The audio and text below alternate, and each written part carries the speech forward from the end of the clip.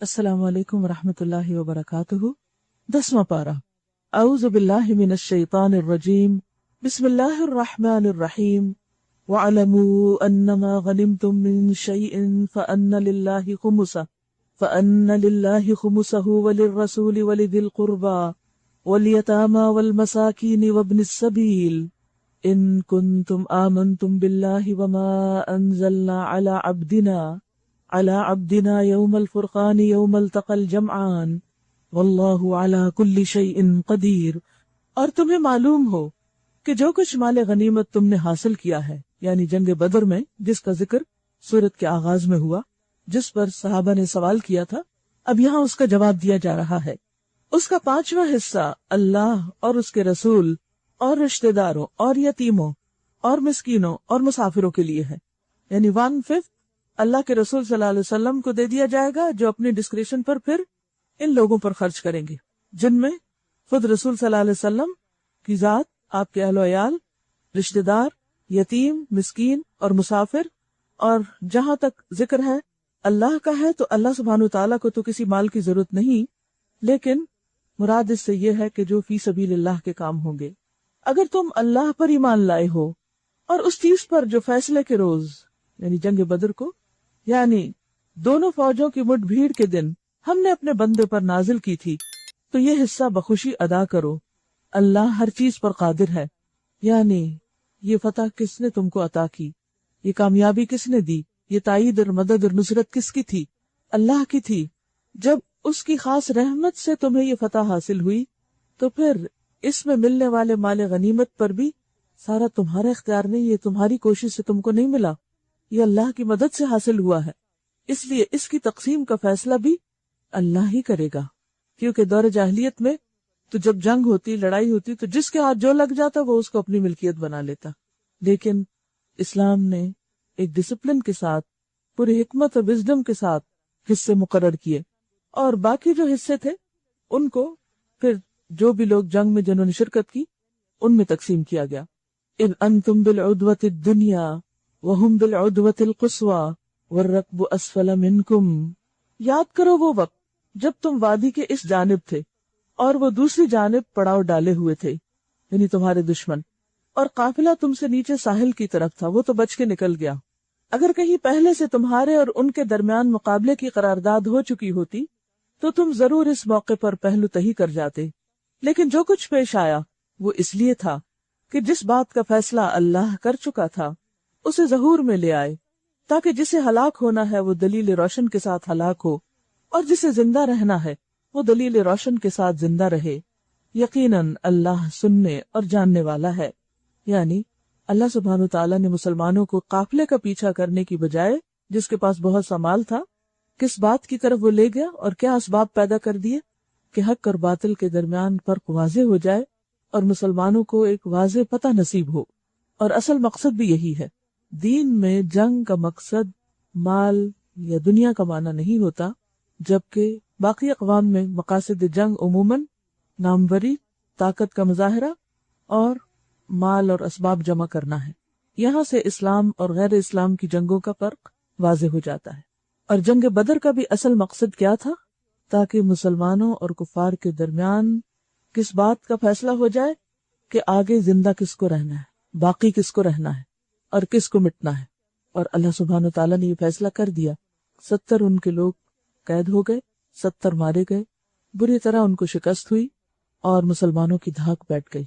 اور اس دن یہ فیصلہ ہو گیا کہ آئندہ اب کامیابی کس کے لیے ہے، یا کون رول کرے گا، یا کون زندہ رہے گا، کس کا پیغام باقی رہے گا۔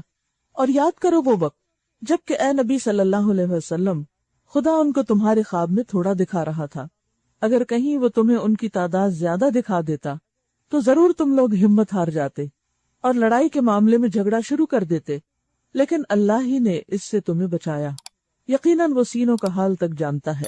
جنگ کے موقع پر اللہ سبحانہ وتعالیٰ نے خاص طور پر جو اپنی تائید کی اور مدد فرمائی وہ یہ تھی کہ مختلف مواقع پر دشمنوں کی فوج کو کم یا زیادہ دکھایا، جس سے مسلمانوں کے دل جمے رہے اور وہ آسانی کے ساتھ اپنا کام کر سکے۔ اور یاد کرو جب کہ مقابلے کے وقت اللہ نے تم لوگوں کی نگاہ میں دشمنوں کو تھوڑا دکھایا اور ان کی نگاہوں میں تمہیں کم کر کے پیش کیا تاکہ جو بات ہونی تھی اسے اللہ ظہور میں لے آئے، اور آخر سارے معاملات اللہ ہی کی طرف رجوع کرتے ہیں۔ یا ایھا الذین آمنوا اذا لقیتم فئۃ فاثبتوا، اے ایمان لانے والو، جب کسی گروہ سے تمہارا مقابلہ ہو تو ثابت قدم رہو، جمے رہو، میدان جنگ سے بھاگو نہیں، اور اللہ کو کثرت سے یاد کرتے رہو، ذکر جاری رکھو، لعلکم تفلحون، شاید کہ تم فلاح پا جاؤ۔ کیونکہ آپ دیکھیے کہ جنگ میں حصہ لینا ایسے ہی جیسے خود موت کو دعوت دینا، تو جب موت بھی سامنے کھڑی ہو تب بھی تم جمے رہو، میدان نہیں چھوڑو، اور اس مشکل کا مقابلہ کس سے کرو؟ اللہ کو کثرت سے یاد کرو، کثرت سے ذکر کرو۔ تو اس سے پتہ یہ چلتا ہے کہ ہر مشکل میں انسان کو اللہ کو یاد کرنا چاہیے۔ توقع ہے کہ تمہیں کامیابی نصیب ہوگی، اور اللہ اور اس کے رسول کی اطاعت کرو، اور آپس میں جھگڑو نہیں، ورنہ تمہارے اندر کمزوری پیدا ہو جائے گی۔ کرنے کا کام کیا ہے؟ ثابت قدمی، اللہ کے ذکر کی کثرت، اور کیا نہیں کرنا؟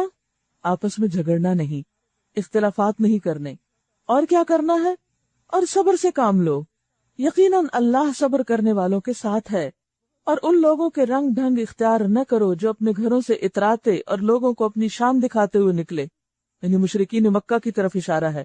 جب ان کا لشکر مکہ سے نکلا تو ان کے ساتھ گانے بجانے والی لونڈیاں اور شراب کی کثرت، اور پھر ایسے ایسے طریقے تھے جو دور جاہلیت میں ہوا کرتے تھے کہ جس سے وہ اپنی طاقت اور شان و شوکت کا مظاہرہ کر رہے تھے۔ مسلمانوں کو اس کے برعکس حکم دیا کہ جب تم ایسے موقع پر نکلو تو ہمبلنس کے ساتھ، عاجزی کے ساتھ، اللہ کو یاد کرتے ہوئے، اپنی کوتاہیوں کو یاد کرتے ہوئے، صبر کے ساتھ، استقامت کے ساتھ، اور تمہیں اس معاملے میں مشرکین مکہ کی پیروی نہیں کرنی، ان لوگوں کی پیروی نہیں کرنی کہ جن کے پاس ہدایت نہیں۔ ایک مسلمان کا طرز عمل ہر موقع پر مختلف ہوتا ہے اس طرز عمل سے جو غیر مسلم ہوتا ہے، اور مسلمان کو کسی بھی غیر مسلم کے مقابلے میں جو اصل فتح ہوتی ہے وہ اخلاقی فتح ہوتی ہے۔ اور اگر ہمارا اخلاق نان مسلمز کے اخلاق سے گرا ہوا ہو تو ہم پہلے ہی مرحلے پر ہار جاتے ہیں، وہی ناکام۔ جو شخص اپنے کو نہیں تھام سکتا، صبر نہیں کر سکتا، مشکل وقت میں خود کو کنٹرول نہیں کر سکتا، سیلف ڈسپلن نہیں جس کے اندر، کامیابی اس کے لیے نہیں۔ حالات جتنے بھی مشکل ہوں، آپ پر کتنی بھی بڑی زیادتی ہو رہی، لیکن آپ کو بد اخلاقی کا حق نہیں۔ اگر آپ نے بد اخلاقی کی تو آپ ہار گئے، اور اس کی وجہ سے گلٹ پھر ڈیولپ ہو جاتا ہے کہ انسان پھر اچھے کام میں آگے بڑھ ہی نہیں سکتا۔ خصوصاً وہ لوگ جو دین کا کام کر رہے ہوں، وہ لوگ جو اللہ کے راستے میں نکلے ہوں، انہیں ہر موقع پر، خواہ وہ گھریلو معاملہ ہو، خواہ وہ کسی ادارے میں ہو، خواہ وہ مارکیٹ میں ہو، خواہ وہ کسی مسلم یا نان مسلم کے ساتھ اس کا ٹکراؤ ہو، اسے کسی بھی قیمت پر اپنے اخلاق کا دامن نہیں چھوڑنا، اسے صبر سے کام لینا ہے، اور اسے مشکل حالات میں بہتر رویے کا مظاہرہ کرنا ہے۔ اگر آپ بھی وہی کر رہے ہیں جو دوسرے کر رہے ہیں، برابری کا معاملہ کر رہے ہیں، یا ان سے بھی بدتر کر رہے ہیں، تو پھر تو آپ صرف نام کے مسلمان ہوئے۔ لہٰذا کہیں بھی ہو اپنی آئیڈینٹی کو برقرار رکھیں۔ یہ آئیڈینٹی صرف داڑھی رکھنے سے اور صرف حجاب پہننے سے نہیں ہوتی، یہ آئیڈینٹی اچھے اخلاق کے ذریعے ہوگی کہ ہم مسلمان ہیں۔ اور اسی کردار کو آپ پورے قرآن میں دیکھ سکتے ہیں۔ اور نبی صلی اللہ علیہ وسلم کا بھی کردار کیا تھا؟ کانا خلقہ القرآن، چلتا پھرتا قرآن، کہ جو اصول ضابطے بتائے گئے یہاں، جو مختلف واقعات کے اندر سبق سکھایا گیا، وہ سب کچھ عملی طور پر نبی صلی اللہ علیہ وسلم کی زندگی میں پایا جاتا تھا، اور یہ بے انتہا ضروری ہے۔ تو آپ دیکھیے کہ صرف 3 آیتیں ہیں، ان 3 آیات کے اندر پورا جنگی اخلاق اور کردار بتا دیا گیا ہے کہ مومن جب نکلتا ہے جنگ کے لیے بھی تو وہ کیا کرتا ہے اور کیا نہیں کرتا۔ اسی طرح جو شخص بھی اللہ کے راستے میں نکلے، اللہ کے دین کی خدمت کے لیے، اس کے اندر یہ تمام صفات ہونی چاہیے، تبھی کامیابی ہوگی۔ اور اگر یہ نہیں ہوا، یعنی سب سے پہلی بات تو یہ ہے کہ کنوکشن، فثبتو، پھر ذکر کثیر، پھر اللہ رسول کی اطاعت، پھر تنازع نہیں، باہم جھگڑے نہیں، پھر صبر، پھر بطر اور ریا نہیں۔ بطر ہوتا ہے اترانا کہ ہم بڑے اچھے ہیں، ہم بڑے نیک ہیں، ہم دوسروں سے بہتر ہیں، ہرگز نہیں۔ اور دکھاوا نہیں، کسی بھی اللہ کے کام کے لیے نکلے تو نیت صرف اللہ کے لیے خالص کر لیں، چاہے وہ کسی مسجد میں جھاڑو لگانا ہی کیوں نہ ہو، کیونکہ اس کی بھی بہت ویلیو ہے اللہ کے ہاں اگر وہ اللہ کی خاطر کیا جاتا ہے۔ چھوٹے سے چھوٹے کام کو اور بڑے سے بڑے کام کو عاجزی کے ساتھ سر انجام دیں، اور پھر اسی طرح لوگوں کے لیے اللہ کے راستے بند نہ کریں، کیونکہ جب دین کا کام کرنے والے، اللہ کی راہ میں نکلنے والے، دین کی تبلیغ کرنے والے بد اخلاق ہوتے ہیں، یا ریاکاری کرتے ہیں، یا اتراتے ہیں، یا اپنے آپ کو بڑے نیک سمجھتے ہیں، تو اس سے دوسروں کا راستہ بند ہو جاتا ہے، یصدون عن سبیل اللہ ہو جاتا ہے. پھر دوسرے اس راستے پر آنا نہیں چاہتے کہ انہوں نے اللہ کا نام لے کر کیا پایا، کیا کیا، تو ہمیں کس چیز کی طرف بلا رہے ہیں. یعنی جب آپ خود بد اخلاق ہیں، خود بدتمیز ہیں، تو آپ کسی کو کیا سکھانے کے لیے بلا رہے ہیں، کس دین کی تعلیم اور تبلیغ کر رہے ہیں. تو ہمارے پاس کوئی جواز نہیں کہ چونکہ فلاں نے ایسا کیا تھا اس لیے مجھے یہ کرنا پڑا. کوئی آؤٹ برسٹ نہیں. صبر، پیشنس، تحمل، بردباری ہر موقع پر. اور جیسے پہلے ہی بات ہے کہ کس طرح کانفلکٹ ریزالو کرنا ہے، کہ دوسرے کی بات سنیں، اس کو موقع دیں، وہ کہے جو کہنا چاہتا ہے، جو اس کے دل میں ہے وہ باہر آئے، تاکہ اس کی غلط فہمی دور ہو، اس کی مشکل آسان ہو، اور پھر آپ اس کو ایک بہتر چیز دکھائیں. لیکن اگر آپ سن ہی نہیں رہے، اگر آپ اس کی سمجھ ہی نہیں رہے کہ وہ کیا کہنا چاہتا ہے، اور آپ صرف اپنی تقریر جھاڑے جا رہے ہیں اور بڑی بڑی آیتیں پڑھ کے سنا رہے ہیں اور حدیثیں کوٹ کر رہے ہیں، اور جن کی روش یہ ہے کہ اللہ کے راستے سے روکتے ہیں، جو کچھ وہ کر رہے ہیں وہ اللہ کی گرفت سے باہر نہیں ہے، یہ دین کی خدمت نہیں ہوتی. پھر فرمایا ذرا خیال کرو اس وقت کا جبکہ شیطان نے ان لوگوں کے کرتوت ان کی نگاہوں میں خوشنما بنا کر دکھائے تھے، اور ان سے کہا تھا کہ آج کوئی تم پر غالب نہیں آ سکتا، اور یہ کہ میں تمہارے ساتھ ہوں. مگر جب دونوں گروہوں کا آمنا سامنا ہوا تو وہ الٹے پاؤں پھر گیا اور کہنے لگا کہ میرا تمہارا ساتھ نہیں. کہا جاتا ہے کہ مشرکین کے لشکر کو شیطان جو ہے وہ باقاعدہ ایک انسان کی شکل میں، ایک قبیلے کے سردار کی شکل میں آ کر ملا اور ان سے کہا کہ تم نکلو، میری بھی فوجیں تمہارے ساتھ ہیں. لیکن آگے جب فوجیں آئیں تو ان کا مقابلہ تو فرشتے کر رہے تھے، انہیں تو فرشتوں سے مقابلہ تھا، اس لیے کہا میں وہ کچھ دیکھ رہا ہوں جو تم نہیں دیکھ سکتے. یعنی اس کو تو فرشتے نظر آ رہے تھے. مجھے خدا سے ڈر لگتا ہے اور خدا بڑی سخت سزا دینے والا ہے. جبکہ منافقین اور وہ سب لوگ جن کے دلوں کو روگ لگا ہوا ہے کہہ رہے تھے کہ ان لوگوں کو تو ان کے دین نے خپت میں مبتلا کر رکھا ہے، تو کریزی پیپل ہیں کہ اپنے مرنے جا رہے ہیں اور جان دینے جا رہے ہیں، جبکہ انہیں نظر آ رہا ہے کہ آگے ان کی تیاری کچھ نہیں. غر ہؤلاء دینہم، یہ تانا ہر اس شخص کو ملتا ہے جو وسائل کی کمی کے باوجود اللہ کے دین کی خدمت کرنا چاہتا ہو. کیونکہ عام طور پر لوگ ایسے مواقع پر بلیم کرتے ہیں اور مذاق اڑاتے ہیں، جیسے جنگ تبوک کے موقع پر بھی ہوا، جب ایک مٹھی کھجور کو صدقے میں لے کر آیا تو منافقین ہنسنے لگے. اصل میں منافقین کے چونکہ ایمان نہیں ہوتا تو ان کا توکل نہیں ہوتا. وہ سمجھتے کہ سب کامیابی صرف اسباب سے ہوتی، ریسورسز بہت ہونے چاہیے، جبکہ اہل ایمان ریسورسز سے زیادہ اللہ پر بھروسہ رکھتے ہیں. اس کا یہ مطلب نہیں کہ ریسورسز استعمال نہیں کرتے یا اس کی تلاش نہیں کرتے، لیکن پوری کوشش کے باوجود بھی اگر ریسورسز کم ہوں تو پیچھے تو نہیں ہٹا جا سکتا. جو کرنا ہے وہ تو کرنا ہے. تو پھر اللہ تعالیٰ ہم سے یہ تو نہیں پوچھے گا کہ تم نے اتنا زیادہ کیوں نہیں کیا، کم کیوں کیا، کیونکہ اس کو پتا ہے کہ ہماری ہمت، استطاعت اور ریسورسز کم تھے. لیکن ہم میں سے ہر شخص کو جتنا اس کے اندر پوٹینشیل ہے، جتنے اس کو ماحول ملا ہے یا اس کو ریسورسز ملے، اس کے مطابق وہ کام کر کے بالکل مطمئن ہو جائے. اور کام کر کے کبھی بھی کوئی بھی دین کی خدمت کا چھوٹا بڑا موقع ملے، کبھی ٹینشن کا شکار نہ ہو، اوور ویلم نہ ہو، اطمینان سے رہیں. کیونکہ آپ لوگوں کو نہیں دکھا رہے، آپ نے دنیا میں کوئی ایوارڈ نہیں لینا، آپ جو کچھ کر رہے ہیں اپنے رب کے لیے کر رہے ہیں، اور وہ صرف ظاہر نہیں، وہ تو باطن کو بھی جانتا ہے. اس لیے جتنا ہو سکے اپنی کوشش لگا کے اس کے بعد پرسکون رہے. اگر کوئی تعریف کرتا ہے تو بھی، اور اگر کوئی تنقید کرتا ہے تو بھی. عام طور پر ہوتا کیا ہے، مثلا آپ جب کوئی کام کرتے ہیں، مثلا بچوں کی شادی کا موقع ہے، اگر آپ کسی مسجد میں کرتے ہیں تو لوگ باتیں بناتے ہیں، اگر آپ کوئی ہال رینٹ کرتے ہیں، کسی ہوٹل میں جاتے ہیں تو لوگ باتیں بناتے ہیں. آپ کچھ بھی کر لیں، سب لوگ آپ سے راضی نہیں ہو سکتے. اگر آپ زیادہ لوگوں کو بلا لیتے ہیں تو لوگ باتیں بناتے ہیں کہ دیکھو کتنی اس میں فضول خرچی کی، اور اگر آپ سلیکٹڈ لوگوں کو بلاتے ہیں تب لوگ باتیں بناتے ہیں کہ فلاں فلاں کو تو بلایا ہی نہیں، اور کچھ اور لوگ ناراض ہو جاتے ہیں. تو لوگوں کی باتیں تو کبھی ختم ہوں گی نہیں. اس لیے اللہ سبحانہ و تعالیٰ نے ہمیں اس سے اوپر اٹھا دیا. تو سچے اہل ایمان جو ہوتے ہیں وہ لوگوں کے رویے کے تابع نہیں ہوتے، وہ ان ساری باتوں سے اوپر اٹھ کے عمل کرتے ہیں، اور وہ بہترین اخلاق کا مظاہرہ کرتے ہوئے اپنے کام کرتے چلے جاتے ہیں. حالانکہ اگر کوئی اللہ پر بھروسہ کر لے تو یقیناً اللہ بڑا زبردست اور دانا ہے. کاش تم اس حالت کو دیکھ سکتے جبکہ فرشتے مقتول کافروں کی روحیں قبض کر رہے تھے. وہ ان کے چہروں اور ان کے کولوں پر ضربیں لگا رہے تھے، مار رہے تھے ان کے جسموں پر، اور کہتے جاتے تھے لو اب جلنے کی سزا بھگتو. اب دیکھیے کہ جب وہ جان لے رہے تھے تو ان کی پٹائی بھی کر رہے تھے ساتھ، مگر کسی کو ظاہر نظر نہیں آ رہی، کیونکہ فرشتے جو کچھ کرتے ہیں وہ نہیں پتہ چلتا۔ اسی طرح عام حالات میں بھی منافقین کی جب جان لی جاتی ہے یا جو لوگ بد عمل ہوتے ہیں تو فرشتے ان کے ساتھ بڑی سختی کا معاملہ کرتے ہیں، یعنی تکلیف کے ساتھ ان کی جان لیتے ہیں۔ اور پھر یہ کہ ہم عام طور پہ قبر کا عذاب یا برزخ کی سزا کو بھی نہیں مانتے، تو یہاں آپ دیکھیے کہ لکھا ہے کہ لو اب جلنے کی سزا بھگتو، یعنی مرنے کے ساتھ ہی ان کی سزا بھی شروع ہو گئی۔ یہ وہ جزا ہے جس کا سامان تمہارے اپنے ہاتھوں نے پیشگی مہیا کر رکھا تھا، ورنہ اللہ تو اپنے بندوں پر ظلم کرنے والا نہیں۔ یہ معاملہ ان کے ساتھ اسی طرح پیش آیا جس طرح آل فرعون اور ان سے پہلے کے دوسرے لوگوں کے ساتھ پیش آتا رہا۔ آل فرعون کو بھی کیا ہوا؟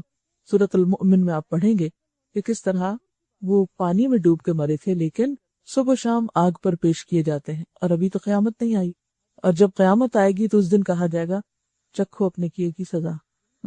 تو بات یہ ہے کہ جب ہم ایک دفعہ قرآن کے شروع میں کہہ دیتے ہیں وَيُؤْمِنُونَ بِالْغَيْبِ کہ ہم غیب پر ایمان لائے، تو اس کے بعد پھر جو کچھ بھی ہمیں قرآن و سنت میں بتایا جاتا ہے جو ہماری آنکھیں نہیں دیکھ سکتی، اس کو ماننا لازم ہو جاتا ہے، کیونکہ اللہ سبحانہ وتعالیٰ ہر چیز ہمیں دکھا کے نہیں کرتے، اس طریقے پر نہیں کرتے کہ ہمیں نظر آ رہا ہے تو وہی بس ہم مانے۔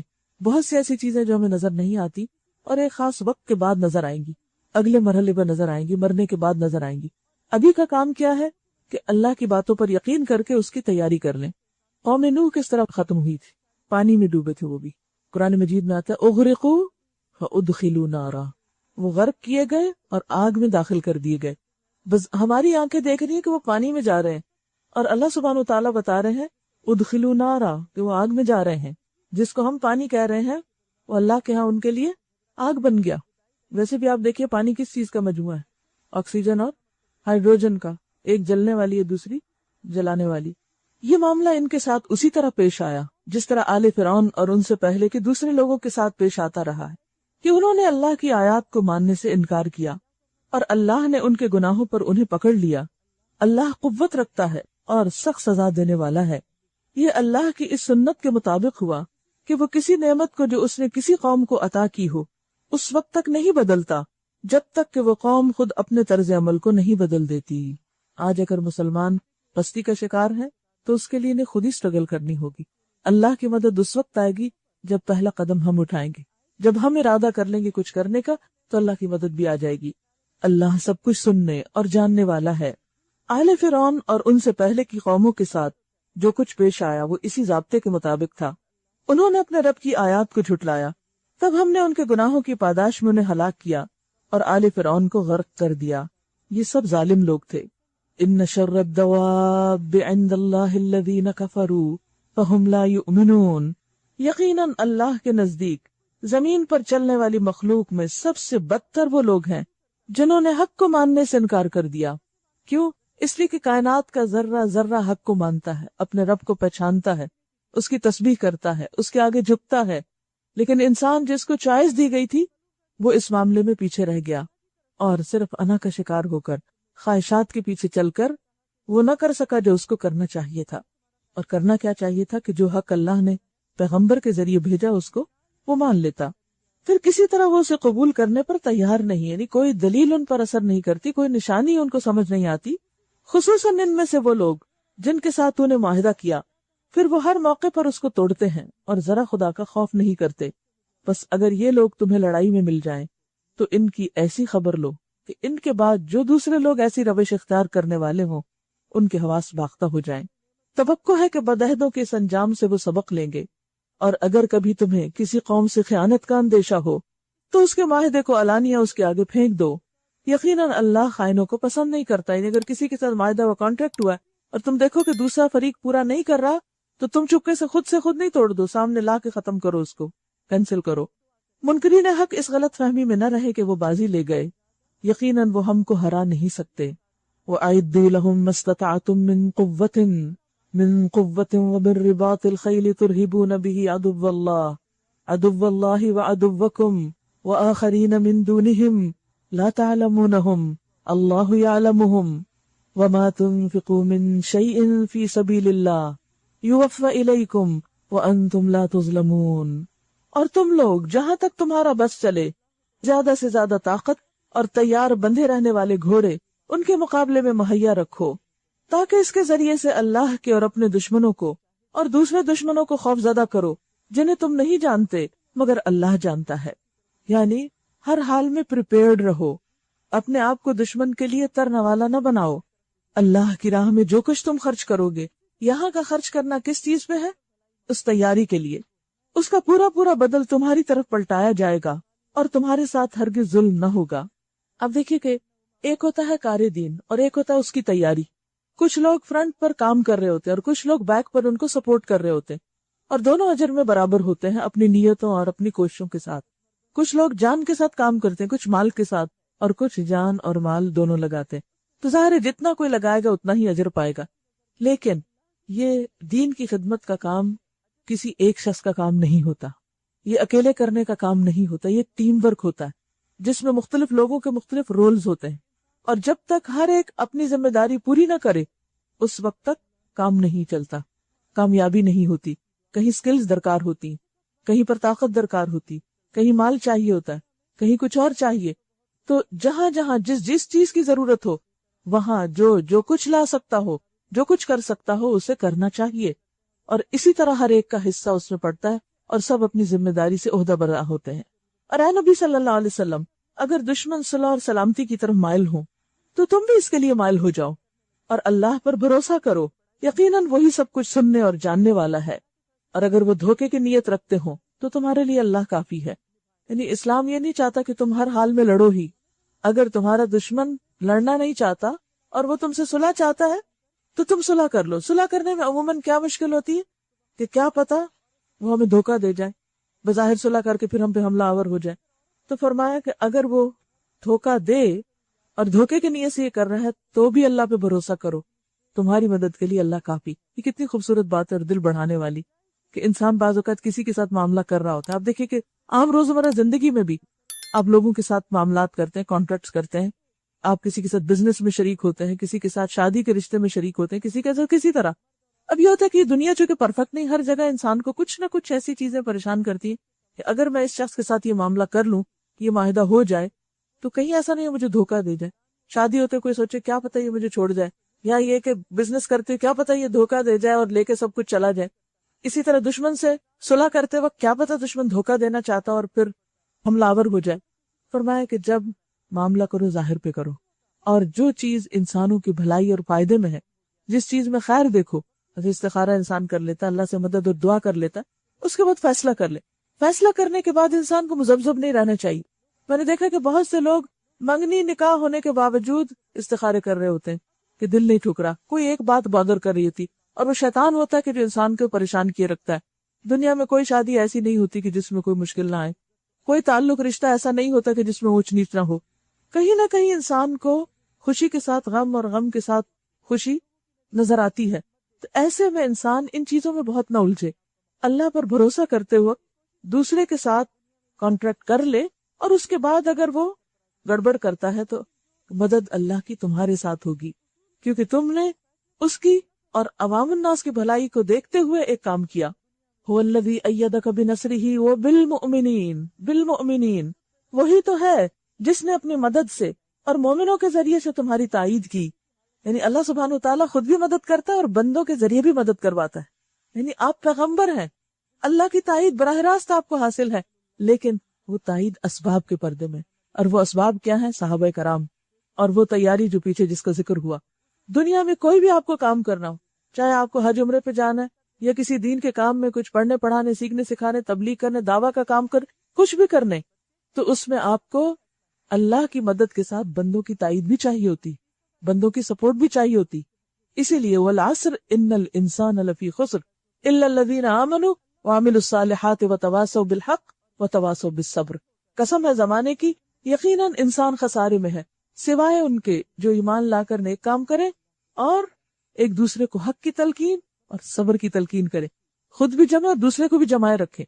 تو یہ جو سپورٹ گروپ کا کانسیپٹ ہے یہ ہمیں دین نے دیا ہے کہ ایک دوسرے کے لیے مددگار بنو، کونوا انصار اللہ، ایک دوسرے کے ہیلپرز بنو، اور دیکھو کہ تم کہاں فٹ آتے ہو، تم گاڑی کا کون سا پرزہ ہو۔ بعض اوقات اب دیکھتے ہیں کہ ایک بڑی مشینری ہوتی ہے نا، تو اس میں کچھ حصے تو بڑے بڑے پارٹس ہوتے ہیں، مثلا انجن ہے، بڑی چیز ہے، چھت ہے، اس کی باڈی ہے، اس کے اندر کی اور چیزیں، لیکن بعض اوقات ایک چھوٹا سا پرزہ جو ہوتا ہے وہ ان بڑی بڑی چیزوں سے بھی بڑا کام کر رہا ہے. اگر وہ کام نہ کرے، بریک فیل ہو جائے، بریک کتنی بڑی ہوتی، انجن کے مقابلے میں تو چھوٹی ہوتی، انجن کام کر رہا، بریک کام نہیں کر رہی، گاڑی نہیں چلے گی، خطرہ ہے اگر وہ چلے تو ہمیں یہ دیکھنا چاہیے کہ اللہ نے ہمیں کیا صلاحیت دی. اللہ کے دین کے کام میں ہم کہیں بھی استعمال ہو جائے، چاہے وہ ایک نٹ ہو، چھوٹا سا، چھوٹی سے پرزا ہو، کیل ہو، کانٹا ہو، کہیں ہو، لیکن ہم اس گاڑی کا حصہ بن جائے، اس ٹیم کا حصہ بن جائے، اس مشن کا حصہ بن جائے جس کو اللہ نے اپنے کام کے لیے موقع دیا ہے. اور یہی ہم میں سے ہر ایک کی تمنا ہونی چاہیے. اس میں کوئی بڑا بڑا نہیں ہوتا اور چھوٹا چھوٹا نہیں ہوتا. اصل بڑا وہ ہے جس کو اللہ بڑا کہتا ہے اور جو اللہ کی نظر میں بڑا قبول ہو جاتا ہے. فرمایا وہی تو ہے جس نے اپنی مدد سے اور مومنوں کے ذریعے سے تمہاری تائید کی اور مومنوں کے دل ایک دوسرے کے ساتھ جوڑ دیے. تم روئے زمین کی ساری دولت بھی خرچ کر ڈالتے تو ان لوگوں کے دل نہ جوڑ سکتے تھے. گویا دین کے کام میں سب سے اہم چیز دلوں کا جڑا ہونا ہے، دلوں کا یک رخ ہونا ہے. آپس کے اختلاف اور نسلی اور زبانی اور قومی فرقہ واریت، ان چیزوں کو چھوڑ کر مقصد پہ نظر رکھتے ہوئے اللہ کی خاطر ایک دوسرے سے محبت کرنی ہے. اختلاف کے باوجود اتحاد رکھنا ہے کیونکہ ہم اللہ کے لیے ایک دوسرے سے ملے ہیں. مگر وہ اللہ ہے جس نے ان لوگوں کے دل جوڑے، یقیناً وہ بڑا زبردست اور دانا ہے. یا ایھا النبی حسبک اللہ ومن اتبعک من المؤمنین، اے نبی صلی اللہ علیہ وسلم، تمہارے لیے اور تمہارے پیروکار اہل ایمان کے لیے تو بس اللہ کافی ہے. حسبک اللہ، اے نبی صلی اللہ علیہ وسلم، مومنوں کو جنگ پر ابھارو. اگر تم میں سے 20 آدمی صابر ہوں تو وہ 200 پر غالب آئیں گے، کیونکہ مسلمانوں کی تعداد اس وقت بہت کم تھی اور دن بدن دشمن جو تھے وہ ایک کے بعد ایک جنگ کے لیے آ رہے تھے. اب تعداد کی کمی، اسباب کی کمی کی وجہ سے ان کے حوصلے، یعنی اہل ایمان کے حوصلے کم ہونے لگتے کہ کیا بنے گا. تو اللہ سبحانہ وتعالی نے فرمایا کہ آپ ان کو موٹیویٹ کرو. یہاں ایک لیڈر کا رول پتہ چلتا ہے. وہ کیا ہے کہ جب وہ دیکھے کہ اس کے ساتھیوں میں، اس کے مددگاروں کا مورال ڈاؤن ہو رہا ہے تو اس کو چاہیے کہ ان کو موٹیویٹ کرے اور اللہ کی مدد کا یقین دلائے. تو یہاں پر یہی چیز سکھائی جا رہی کہ آپ ان کو ابھارے. حرض المؤمنین علی القتال. اور پھر آپ کیسے یہ کام کرتے تھے؟ لوگوں کو آخرت کا شوق دلا کر. بدر کے موقع پر آپ نے کیا کیا؟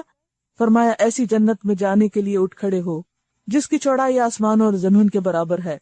ایک صحابی عمر بن حمام نے کہا اس کی چوڑائی آسمان اور زمین کے برابر ہے. یعنی اس کے لیے یہ کانسیپٹ بہت حیرت انگیز تھا. ہم تو یہ بات سن کے اچھا آسمان و برابر، آسمان ٹھیک ہے آسمان، لیکن اس نے واقعی اس بات کو سچ سمجھا اور کہا آسمان و زمین کے برابر.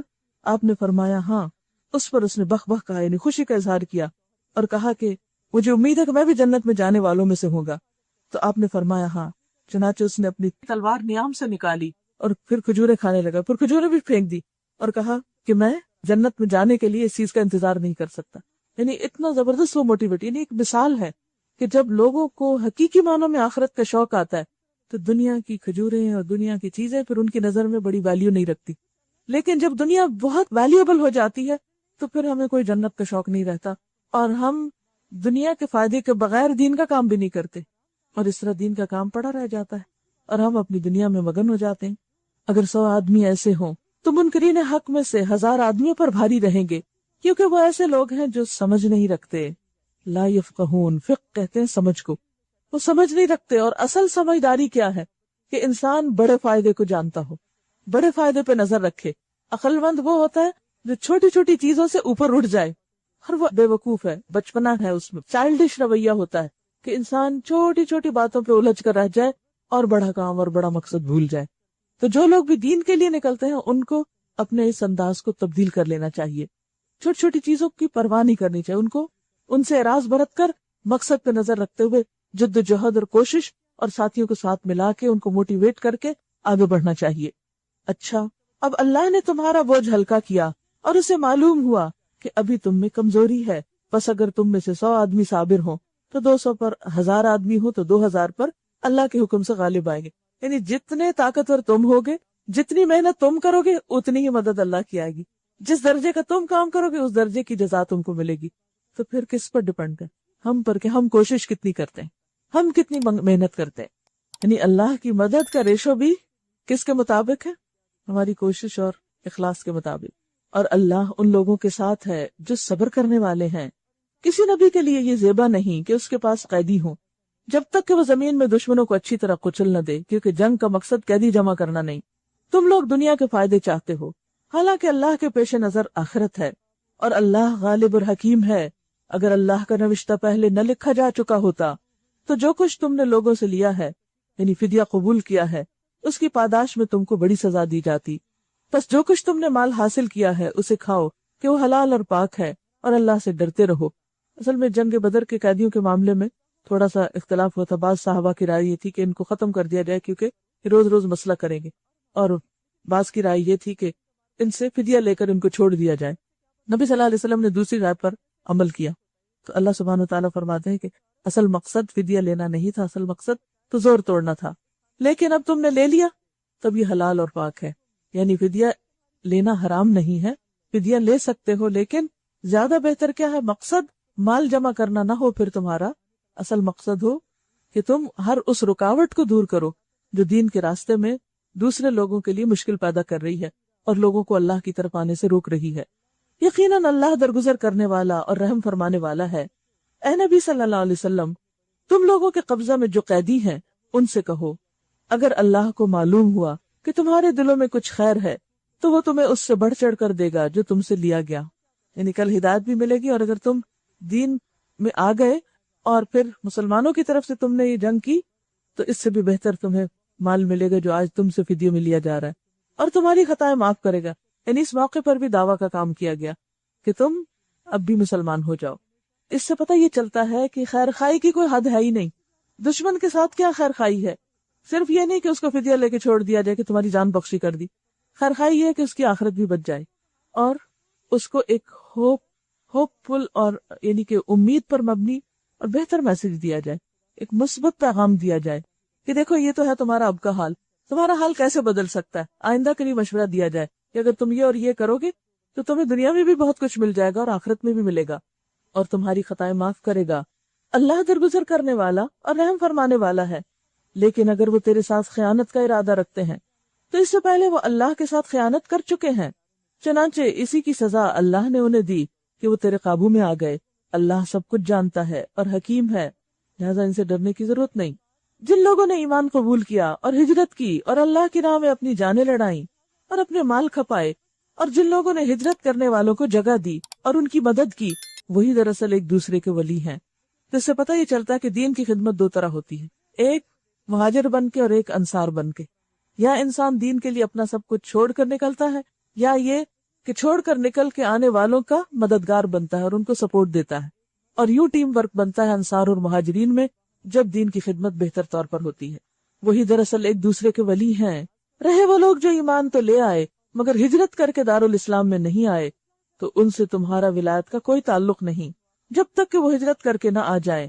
ہاں، اگر وہ دین کے معاملے میں تم سے مدد مانگے تو ان کی مدد کرنا تم پر فرض ہے، لیکن کسی ایسی قوم کے خلاف نہیں جس سے تمہارا معاہدہ ہو۔ جو کچھ تم کرتے ہو اللہ اسے دیکھتا ہے۔ جو لوگ منکر حق ہیں وہ ایک دوسرے کی حمایت کرتے ہیں، ان کے اپنے الائنسز ہیں۔ اگر تم یہ نہ کرو گے تو زمین میں فتنہ اور بڑا فساد برپا ہوگا۔ والذین آمنوا وہاجروا وجاہدوا فی سبیل اللہ والذین آووا ونصروا اولئک هم المؤمنون حقا لہم مغفرۃ ورزق کریم۔ جو لوگ ایمان لائے اور جنہوں نے اللہ کی راہ میں گھر بار چھوڑے اور جد و جہد کی اور جنہوں نے پناہ دی اور مدد کی، وہی سچے مومن ہیں۔ ان کے لیے خطاؤں سے درگزر ہے اور بہترین رزق ہے۔ اور جو لوگ بعد میں ایمان لائے اور ہجرت کر کے آ گئے اور تمہارے ساتھ مل کر جد و جہد کرنے لگے، وہ بھی تم ہی میں شامل ہیں، مگر اللہ کی کتاب میں خون کے رشتہ دار ایک دوسرے کے زیادہ حقدار ہیں۔ یقیناً اللہ ہر چیز کو جانتا ہے۔ یعنی وراثت وغیرہ کی تقسیم میں تو خون کے رشتہ دار ہی حقدار ہوں گے، لیکن دین کے معاملے میں جو تعلقات تمہارے قائم ہوں گے اس میں ایک دوسرے پر جو کچھ تم خرچ کرو یا ایک دوسرے کے تم کام آؤ، اللہ اس کو اپریشیٹ کرتا ہے۔ سورۃ التوبہ۔ سورۃ توبہ مدنی سورت ہے، مدینہ کی آخری دور کی سورتوں میں سے ہے، فتح مکہ کے بعد نازل ہوئی۔ نبی صلی اللہ علیہ وسلم نے جب فتح حاصل کر لی تو اس کے بعد مختلف طرف سے لوگوں نے، مختلف قبائل نے آپ کے ساتھ معاہدے کر لیے، جیسا کہ عرب کا ایک دستور تھا۔ لیکن بعض اوقات کفار کی طرف سے معاہدے توڑے بھی گئے اور کچھ معاہدوں کو خود مسلمانوں نے ختم کیا۔ سورت کا آغاز بسم اللہ کے بغیر ہوتا ہے۔ اصل وجہ یہ ہے کہ نبی صلی اللہ علیہ وسلم نے اس کے شروع میں بسم اللہ لکھوائی نہیں، صحابہ نے لکھی نہیں، اور پھر اس کے بعد بھی کسی نے اپنی طرف سے ایڈ نہیں کی کہ باقی سب سورتوں کے شروع میں تو یہاں بھی ہم لکھ دیں، کہیں بھول ہو گئی۔ تو اس سے یہ پتہ چلتا ہے کہ قرآن مجید کو ایز از پریزرو کیا گیا۔ تو بات یہ ہے کہ اللہ سبحانہ وتعالیٰ نے جب بھی کبھی کوئی رسول بھیجا تو دو طرح کے لوگ ہوئے، ایک وہ جو ماننے والے تھے اور دوسرے وہ جو ماننے والے نہیں تھے، اور ہمیشہ یہی ہوا کہ ماننے والے نہ ماننے والوں پر غالب آ گئے، یا یہ کہ جو نہیں مانے ان کو پھر ختم کر دیا گیا، جیسے قوم نوح، عاد اور سمود وغیرہ کے ساتھ ہوا۔ نبی صلی اللہ علیہ وسلم چونکہ آخری رسول تھے، اس لیے یہ نہیں ہوا کہ جو نہیں مانتے تھے ان کو کسی بڑے عذاب کے ساتھ تباہ کر دیا جائے، بلکہ ان کو میکسیمم موقع دیا گیا، آخر تک موقع دیا گیا کہ وہ مسلمان ہو جائیں۔ اور بالکل جب آخری مرحلہ آ گیا نبوت کا، یعنی اس کے کچھ عرصے کے بعد پھر نبی صلی اللہ علیہ وسلم کی وفات ہو گئی، تو ایک دفعہ تمام جگہوں پر اسلام کو یا اسلام کے جھنڈے کو لہرانا تھا، یا آپ یہ کہیے کہ اس کا غلبہ جو تھا وہ اصولی طور پر اور قومی سطح پر ظاہر کرنا مقصود تھا۔ لہٰذا اب تک جو لوگ مسلمان نہیں ہوئے تھے ان کو اب چیلنج کیا گیا کہ یا تو مسلمان ہو جائے یا پھر یہ کہ وہ یہ جگہ چھوڑ دیں۔ یہ جو شروع کا حصہ ہے 5ویں رکوع کے آخر تک، یہ 9 ہجری میں نازل ہوا تھا، جب حضرت ابو بکر حج کے لیے روانہ ہو چکے تھے۔ 10 ہجری میں پھر آپ نے خود حج کیا، تو آپ اس سے اندازہ لگا سکتے ہیں کہ آخری دور میں سے بھی بالکل آپ کی وفات سے 1 سال پہلے کی یہ صورت ہے کہ جس میں ایک طرح سے پورا مشن مکمل ہو رہا ہے۔ تو اس وقت حضرت ابو بکر حج کو جا چکے تھے جب یہ صورت نازل ہوئی، تو آپ نے پھر حضرت علی کو پیچھے سے بھیجا کہ جا کر حج کے موقع پر یہ اعلان کر دیا جائے۔ کیا اعلان؟ براءۃ من اللہ ورسولہ الی الذین عاہدتم من المشرکین۔ اعلان برات ہے اللہ اور اس کے رسول کی طرف سے ان مشرکین کو جن سے تم نے معاہدے کیے تھے۔ اللہ اور رسول اب مشرکین سے کوئی عہد نہیں کریں گے، سب معاہدے منسوخ۔ بس تم لوگ ملک میں 4 مہینے اور چل پھر لو اور جان رکھو کہ تم اللہ کو عاجز کرنے والے نہیں۔ تمہیں 4 مہینے کی مہلت دی جاتی ہے، یا تو مسلمان ہو جاؤ، لڑنا ہو تو لڑائی کے لیے تیار ہو جاؤ، اور اگر تمہیں یہ جگہ چھوڑنی ہے تو جگہ چھوڑ دو، لیکن اب تمہیں اس کے بعد کوئی مہلت نہیں دی جاتی۔ برات کا مطلب یہ ہے کہ تمہاری مہلت ختم ہو گئی، تمہاری آزادی اب ختم ہے۔ اور یہ بھی جان لو کہ اللہ منکرین حق کو رسوا کرنے والا ہے۔ اطلاع عام ہے اللہ اور اس کے رسول کی طرف سے حج اکبر کے دن، حج اکبر سے مراد عرفہ کا دن ہوتا ہے، کہ جس دن یہ اعلان ہوا تمام لوگوں کے لیے کہ اللہ مشرکین سے بری الذمہ ہے، یعنی شرک کو قبول نہیں کرتا، اب مشرکین کے لیے کوئی پناہ گاہ نہیں، اور اس کا رسول بھی۔ اب اگر تم توبہ کر لو، یعنی شرک چھوڑ کر مسلمان ہو جاؤ، تو تمہارے لیے بہتر ہے، اور جو منہ پھیرتے ہو تو خوب سمجھ لو کہ تم اللہ کو عاجز کرنے والے نہیں ہو، یعنی ابھی بھی مزید موقع دیا جا رہا ہے۔ اور اے نبی صلی اللہ علیہ وسلم، انکار کرنے والوں کو سخت عذاب کی خوشخبری سنا دو، بجز ان مشرکین کے جن سے تم نے معاہدے کیے، پھر انہوں نے اپنے عہد کو پورا کرنے میں تمہارے ساتھ کوئی کمی نہیں کی اور نہ تمہارے خلاف کسی کی مدد کی، تو ایسے لوگوں کے ساتھ تم بھی مدت معاہدہ تک وفا کرو، کیونکہ اللہ متقیوں ہی کو پسند کرتا ہے۔ یعنی کچھ لوگ جو تمہارے دشمنوں کے صف میں نہیں آتے، ان سے اگر تمہارے معاہدے ہیں تو وہ باقی رہیں گے، لیکن وہ لوگ جو تمہارے خلاف کاروائیاں کرنے میں سرگرم عمل ہے، اب ان کے ساتھ کوئی معاہدہ نہیں۔ بس جب حرام مہینے گزر جائیں تو مشرکین کو قتل کرو جہاں پاؤ، اور انہیں پکڑو اور گھیرو اور ہر گھات میں ان کی خبر لینے کے لیے بیٹھو۔ پھر اگر وہ توبہ کر لیں اور نماز قائم کریں اور زکوٰۃ دیں تو انہیں چھوڑ دو، اللہ درگزر کرنے والا اور رحم فرمانے والا ہے۔ اور اگر مشرکین میں سے کوئی شخص پناہ مانگ کر تمہارے پاس آنا چاہے تاکہ اللہ کا کلام سنے تو اسے پناہ دے دو، یہاں تک کہ وہ اللہ کا کلام سن لے، پھر اسے اس کے مأمن تک پہنچا دو۔ یہ اس لیے کرنا چاہیے کہ یہ لوگ علم نہیں رکھتے، یعنی اصل مقصد پھر کیا ہے کہ میکسیمم مہلت دی جائے، اور اگر کوئی سمجھنا چاہتا ہے اس کے بعد بھی تو سمجھ لے، صرف اس لیے کسی کو ختم نہ کرو کہ وہ اب تک کیوں نہیں مسلمان ہوا۔ اور یاد رکھیے کہ یہ آیات ایک خاص کانٹیکس میں نازل ہوئی ہیں، پیغمبر کی طرف سے آخری حجت تمام کی جا رہی ہے۔ پچھلی قوموں پر عذاب آئے تھے اور اس سے ان کے دشمن ہلاک کیے گئے تھے، لیکن یہاں پر ایک دوسرا طریقہ اختیار کیا گیا ہے، اور اس میں بھی اصل مقصود یہ ہے کہ لوگ زیادہ سے زیادہ اس پیغام کو سمجھ لیں جو نبی صلی اللہ علیہ وسلم لے کر آئے ہیں۔ ان مشرکین کے لیے اللہ اور اس کے رسول کے نزدیک کوئی عہد آخر کیسے ہو سکتا ہے بجز ان لوگوں کے جن سے تم نے مسجد حرام کے پاس معاہدہ کیا تھا، تو جب تک وہ تمہارے ساتھ سیدھے رہیں تم بھی ان کے ساتھ سیدھے رہو، کیونکہ اللہ متقیوں کو پسند کرتا ہے۔ مگر ان کے سوا دوسرے مشرکین کے ساتھ کوئی عہد کیسے ہو سکتا ہے، جبکہ ان کا حال یہ ہے کہ تم پر قابو پا جائیں تو نہ تمہارے معاملے میں کسی قرابت کا لحاظ کریں نہ کسی معاہدے کی ذمہ داری کا۔ وہ اپنی زبانوں سے تم کو راضی کرنے کی کوشش کرتے ہیں مگر دل ان کے انکار کرتے ہیں، اور ان میں سے اکثر فاسق ہیں۔ تو بات یہ ہے کہ تم آخر ان کے ساتھ یہ سلوک اب کیوں نہ کرو گے، جبکہ وہ تمہارے بارے میں کسی بھی مہربانی کا سلوک نہیں کرتے۔ مسلمانوں کو انہوں نے ان کے گھروں سے نکال دیا۔ جب وہ مدینہ میں جا کے انہوں نے پناہ لی تو وہاں بھی بار بار ان کے اوپر جنگیں مسلط کرتے رہے اور ہر موقع پر نقصان دیا۔ فرمایا کہ چونکہ یہ تھے تو وہاں میں ایک دوسرے کے رشتے دار بھی، فرمایا کہ تم ان کے معاملے میں نرم گوشہ رکھتے ہو، جبکہ انہوں نے تمہارے ساتھ وہ سب سلوک کیا کہ جو ناروا تھا۔ انہوں نے اللہ کی آیات کے بدلے تھوڑی سی قیمت قبول کر لی، پھر اللہ کے راستے میں سد راہ بن کر کھڑے ہو گئے، یعنی صرف خود نے انکار کیا، اوروں کو بھی روکا۔ بہت برے کرتوت تھے جو یہ کرتے رہے۔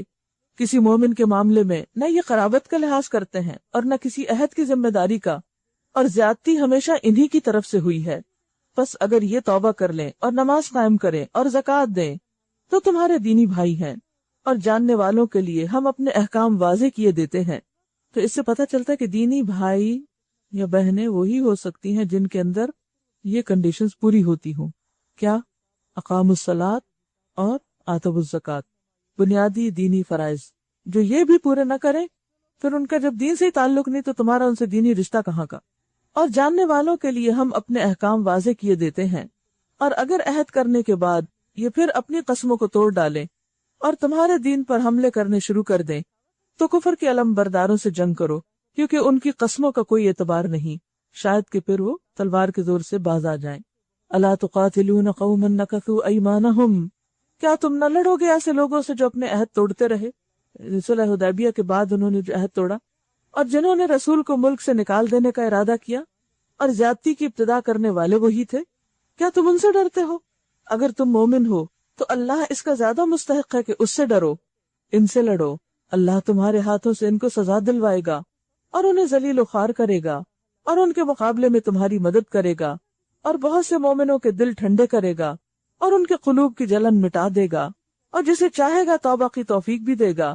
اللہ سب کچھ جاننے والا اور دانا ہے۔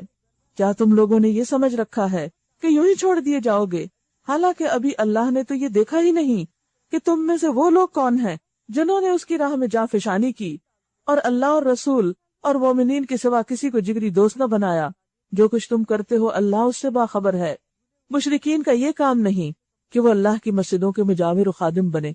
مشرکین مکہ مسجد حرام کی خدمت کرتے تھے، حاجیوں کو ریسیو کرتے، ستو پلاتے، کھانا کھلاتے اور مسجد حرام کی صفائی کرتے، اور ان کاموں کو انہوں نے بہت بڑا کام سمجھ رکھا تھا، اور وہ سمجھتے تھے کہ ہم سے زیادہ حق پر کوئی نہیں، اور مسلمانوں کو وہ گمراہ کہتے تھے کہ یہ بے دین ہو گئے ہیں، انہوں نے اپنے آباء و اجداد کا دین چھوڑ دیا۔ ان کے نزدیک دین کیا تھا؟ ان رسم و رواج کی پابندی جو ان کے باپ دادا سے چلی آ رہی تھی۔ بہت سے لوگ آج بھی دین کو محض ایک رسم سمجھتے، کلچر کا ایک حصہ سمجھتے، شعوری طور پر مسلمان نہیں ہوتے۔ تو یہاں پر بتایا جا رہا ہے کہ اصل دین کیا ہے، وہ جو قربانی کی سطح پر ہو، وہ جو شعوری طور پر ہو، اور جس میں دین کے تقاضے پورے کیے جائیں۔ اور پھر آپ دیکھیے کہ انسان بعض اوقات دین کے کچھ ریچولز ادا کر لیتا ہے تو اپنے آپ کو بڑا نیک سمجھنے لگتا ہے، وہ کہتا ہے کہ میں نے بہت کچھ کر لیا لہذا میں حق پر ہوں، اور دوسرا کوئی کسی اور طریقے سے اگر دین کے لیے قربانی کر رہا ہے تو اس کے نزدیک وہ بے وقوف انسان ہے۔ تو یہاں پر فرمایا کہ ایک تو یہ کہ مشرکین شرک کے ساتھ اگر مسجدوں کی خدمت کر بھی رہے تو وہ قابل قبول نہیں، ان کے یہ اعمال ضائع ہو جائیں گے۔ فرمایا نہیں، اب اللہ کے گھر کو تم جیسوں کی خدمت کی ضرورت نہیں ہے، کیونکہ تم اللہ ہی کے ساتھ شرک کر رہے ہو۔ اللہ تعالیٰ تم سے اپنے گھر کی خدمت نہیں لینا چاہتا۔ ان کے تو سارے اعمال ضائع ہو گئے، کیونکہ شرک کے ساتھ خواہ کوئی بیت اللہ کی تعمیر کرے یا اس کی صفائی کرے یا اس کی خدمت کرے تو وہ عمل اس کا قابل قبول نہیں، اور جہنم میں انہیں ہمیشہ رہنا ہے۔ اور دوسری طرف یہ ہے کہ اس سے یہ بھی پتہ چلتا ہے کہ ہر شخص اپنے اعمال کو اچھا سمجھتا ہے، خواہ ان کی بنیاد اور ان کے پیچھے نیت درست ہو یا نہ ہو۔ تو اللہ کے ہاں قبولیت عمل صرف اس وقت ہوتی ہے جب صرف کام اچھا نہ ہو بلکہ اس کے پیچھے اخلاص بھی ہو، توحید بھی ہو، وہ صرف ایک اللہ کے لیے ہو، بتوں کے نام پر نہ ہو، یا یہ کہ انسانی بتوں کے لیے نہ ہو۔ ان کے تو سارے اعمال ضائع ہو گئے اور جہنم میں انہیں ہمیشہ رہنا ہے۔ اللہ کی مسجدوں کے آباد کار، مجاور و خادم تو وہی لوگ ہو سکتے ہیں جو اللہ اور روز آخر کو مانیں اور نماز قائم کریں اور زکوٰۃ دیں اور اللہ کے سوا کسی سے نہ ڈریں۔ انہی سے یہ توقع ہے کہ سیدھی راہ چلیں گے۔ کیا تم لوگوں نے حاجیوں کو پانی پلانے اور مسجد حرام کی مجاوری کرنے کو اس شخص کے کام کے برابر ٹھہرا لیا جو ایمان لایا اللہ پر اور روز آخر پر، اور جس نے جاں فشانی کی اللہ کی راہ میں؟ اللہ کے نزدیک تو یہ دونوں برابر نہیں۔ یعنی مسجد کی خدمت اپنی جگہ ایک کام ہے، لیکن اس سے بڑے کام بھی ہیں کہ ان مسجدوں کو پھر آباد بھی کیا جائے۔ اور وہ مسجدیں صرف صفائی سے آباد نہیں ہوتی بلکہ لوگوں کے آنے سے آباد ہوتی ہیں۔ اب ہم لوگ بعض اوقات مسجدیں تو بڑی بڑی بنا لیتے ہیں، بہت خوبصورت، لیکن لوگوں کو آنے نہیں دیتے اس میں۔ اس لیے یا تو ان کے ایسے اوقات مقرر کر دیتے ہیں، یا پھر ایسا رویہ اور سلوک تیار کرتے ہیں، اس طرح لوگوں سے پیش آتے ہیں، یا پھر اس میں لڑائی جھگڑے اس طرح کرتے ہیں کہ لوگ مسجدوں سے بھاگ جاتے ہیں۔ کبھی مسلک کی، کبھی ذاتی رنجشیں اور اناد، کبھی کچھ اور مشکلات۔ تو بات یہ ہے کہ صرف مسجد بنانا ہی نیکی نہیں، مسجد سجانا ہی نیکی نہیں، اصل کام یہ ہے کہ مسجد آباد ہو، اس کام کے لیے استعمال ہو جس کے لیے وہ بنی ہے، اور وہ اسی وقت ہوگی جب مسجد چلانے والوں کے اندر صبر اور حوصلہ ہوگا، اور وہ تکلیف اٹھا کر ہر ایک کو ویلکم کر رہے ہوں گے۔ اللہ کے نزدیک تو یہ دونوں برابر نہیں، اور اللہ ظالموں کی رہنمائی نہیں کرتا۔ اللہ کے ہاں تو انہی لوگوں کا درجہ بڑا ہے جو ایمان لائے اور جنہوں نے اس کی راہ میں گھر بار چھوڑے اور جان اور مال سے جہاد کیا، وہی کامیاب ہیں۔ ان کا رب انہیں اپنی رحمت اور خوشنودی اور ایسی جنتوں کی بشارت دیتا ہے جہاں ان کے لیے پائیدار عیش کے سامان ہیں، ان میں وہ ہمیشہ رہیں گے۔ یقیناً اللہ کے پاس خدمات کا صلہ دینے کو بہت کچھ ہے۔ اے لوگو جو ایمان لائے ہو، اپنے باپوں اور بھائیوں کو بھی اپنا رفیق نہ بناؤ اگر وہ ایمان پر کفر کو ترجیح دیں۔ تم میں سے جو ان کو رفیق بنائیں گے وہی ظالم ہوں گے۔ اے نبی کہہ دو کہ اگر تمہارے باپ اور تمہارے بیٹے اور تمہارے بھائی اور تمہاری بیویاں اور تمہارے عزیز و اقارب اور تمہارے وہ مال جو تم نے کمائے ہیں اور تمہارے وہ کاروبار جن کے مان پڑ جانے کا تم کو خوف ہے اور تمہارے وہ گھر جو تم کو پسند ہے، تم کو اللہ اور اس کے رسول اور اس کی راہ میں جہاد سے عزیز تر ہیں، تو انتظار کرو یہاں تک کہ اللہ اپنا فیصلہ تمہارے سامنے لے آئے۔ اور اللہ نافرمان لوگوں کی رہنمائی نہیں کیا کرتا، یعنی ان کو راہ نہیں دکھاتا، ان کو طریقے نہیں بتاتا کہ کس طرح پھر وہ اپنے رب کو راضی کر سکتے ہیں۔ تو اس سے یہ پتہ چلتا ہے کہ زندگی میں دو طرح کی چیزیں انسان کے سامنے ہوتی ہیں۔ ایک طرف اس کے والدین، اولاد، بہن بھائی، ازواج، رشتہ دار، فیملی، برادری، مال، کاروبار، بزنس، تجارت، جابز، گھروں کی سجاوٹ، اور دوسری طرف اللہ، رسول اور جہاد، اللہ کے دین کے لیے سخت کوشش۔ اب عام طور پر تو انسان ان کو مینج کر لیتا ہے، اپنی ٹائم مینجمنٹ کر کے گھر کے وقت میں گھر کے کام، باہر کے وقت میں باہر کے کام۔ بعض سچویشنز اتنی نازک ہوتی ہیں، بعض صورتحال ایسی ہوتی جیسے جنگ تبوک کا موقع، کہ اس میں انسان کو پھر گھر بار چھوڑنے پڑتے ہیں، مال کی قربانی کرنی پڑتی، پکی ہوئی فصلیں چھوڑنی پڑتی ہیں، اور اللہ کے دین کے کام کے لیے جب پکار آتی ہے تو اس کے لیے لبیک کہنا پڑتا ہے۔ اور اگر ایسے موقع پر، ایسے نازک موقع پر جب دین کو ہماری ضرورت ہو اور ہمیں پتہ ہو کہ ہمارے سوا کوئی اور یہ کام نہیں کر سکتا، ہم ہی کو کرنا ہے، تو پھر اس صورت میں انسان کی ترجیح نمبر 1 دین ہونا چاہیے۔ اللہ اس سے پہلے بہت سے مواقع پر تمہاری مدد کر چکا ہے۔ ابھی غزوہ حنین کے روز تم اس کی دستگیری کی شان دیکھ چکے ہو۔ اس روز تمہیں اپنی کثرت تعداد کا غرہ تھا۔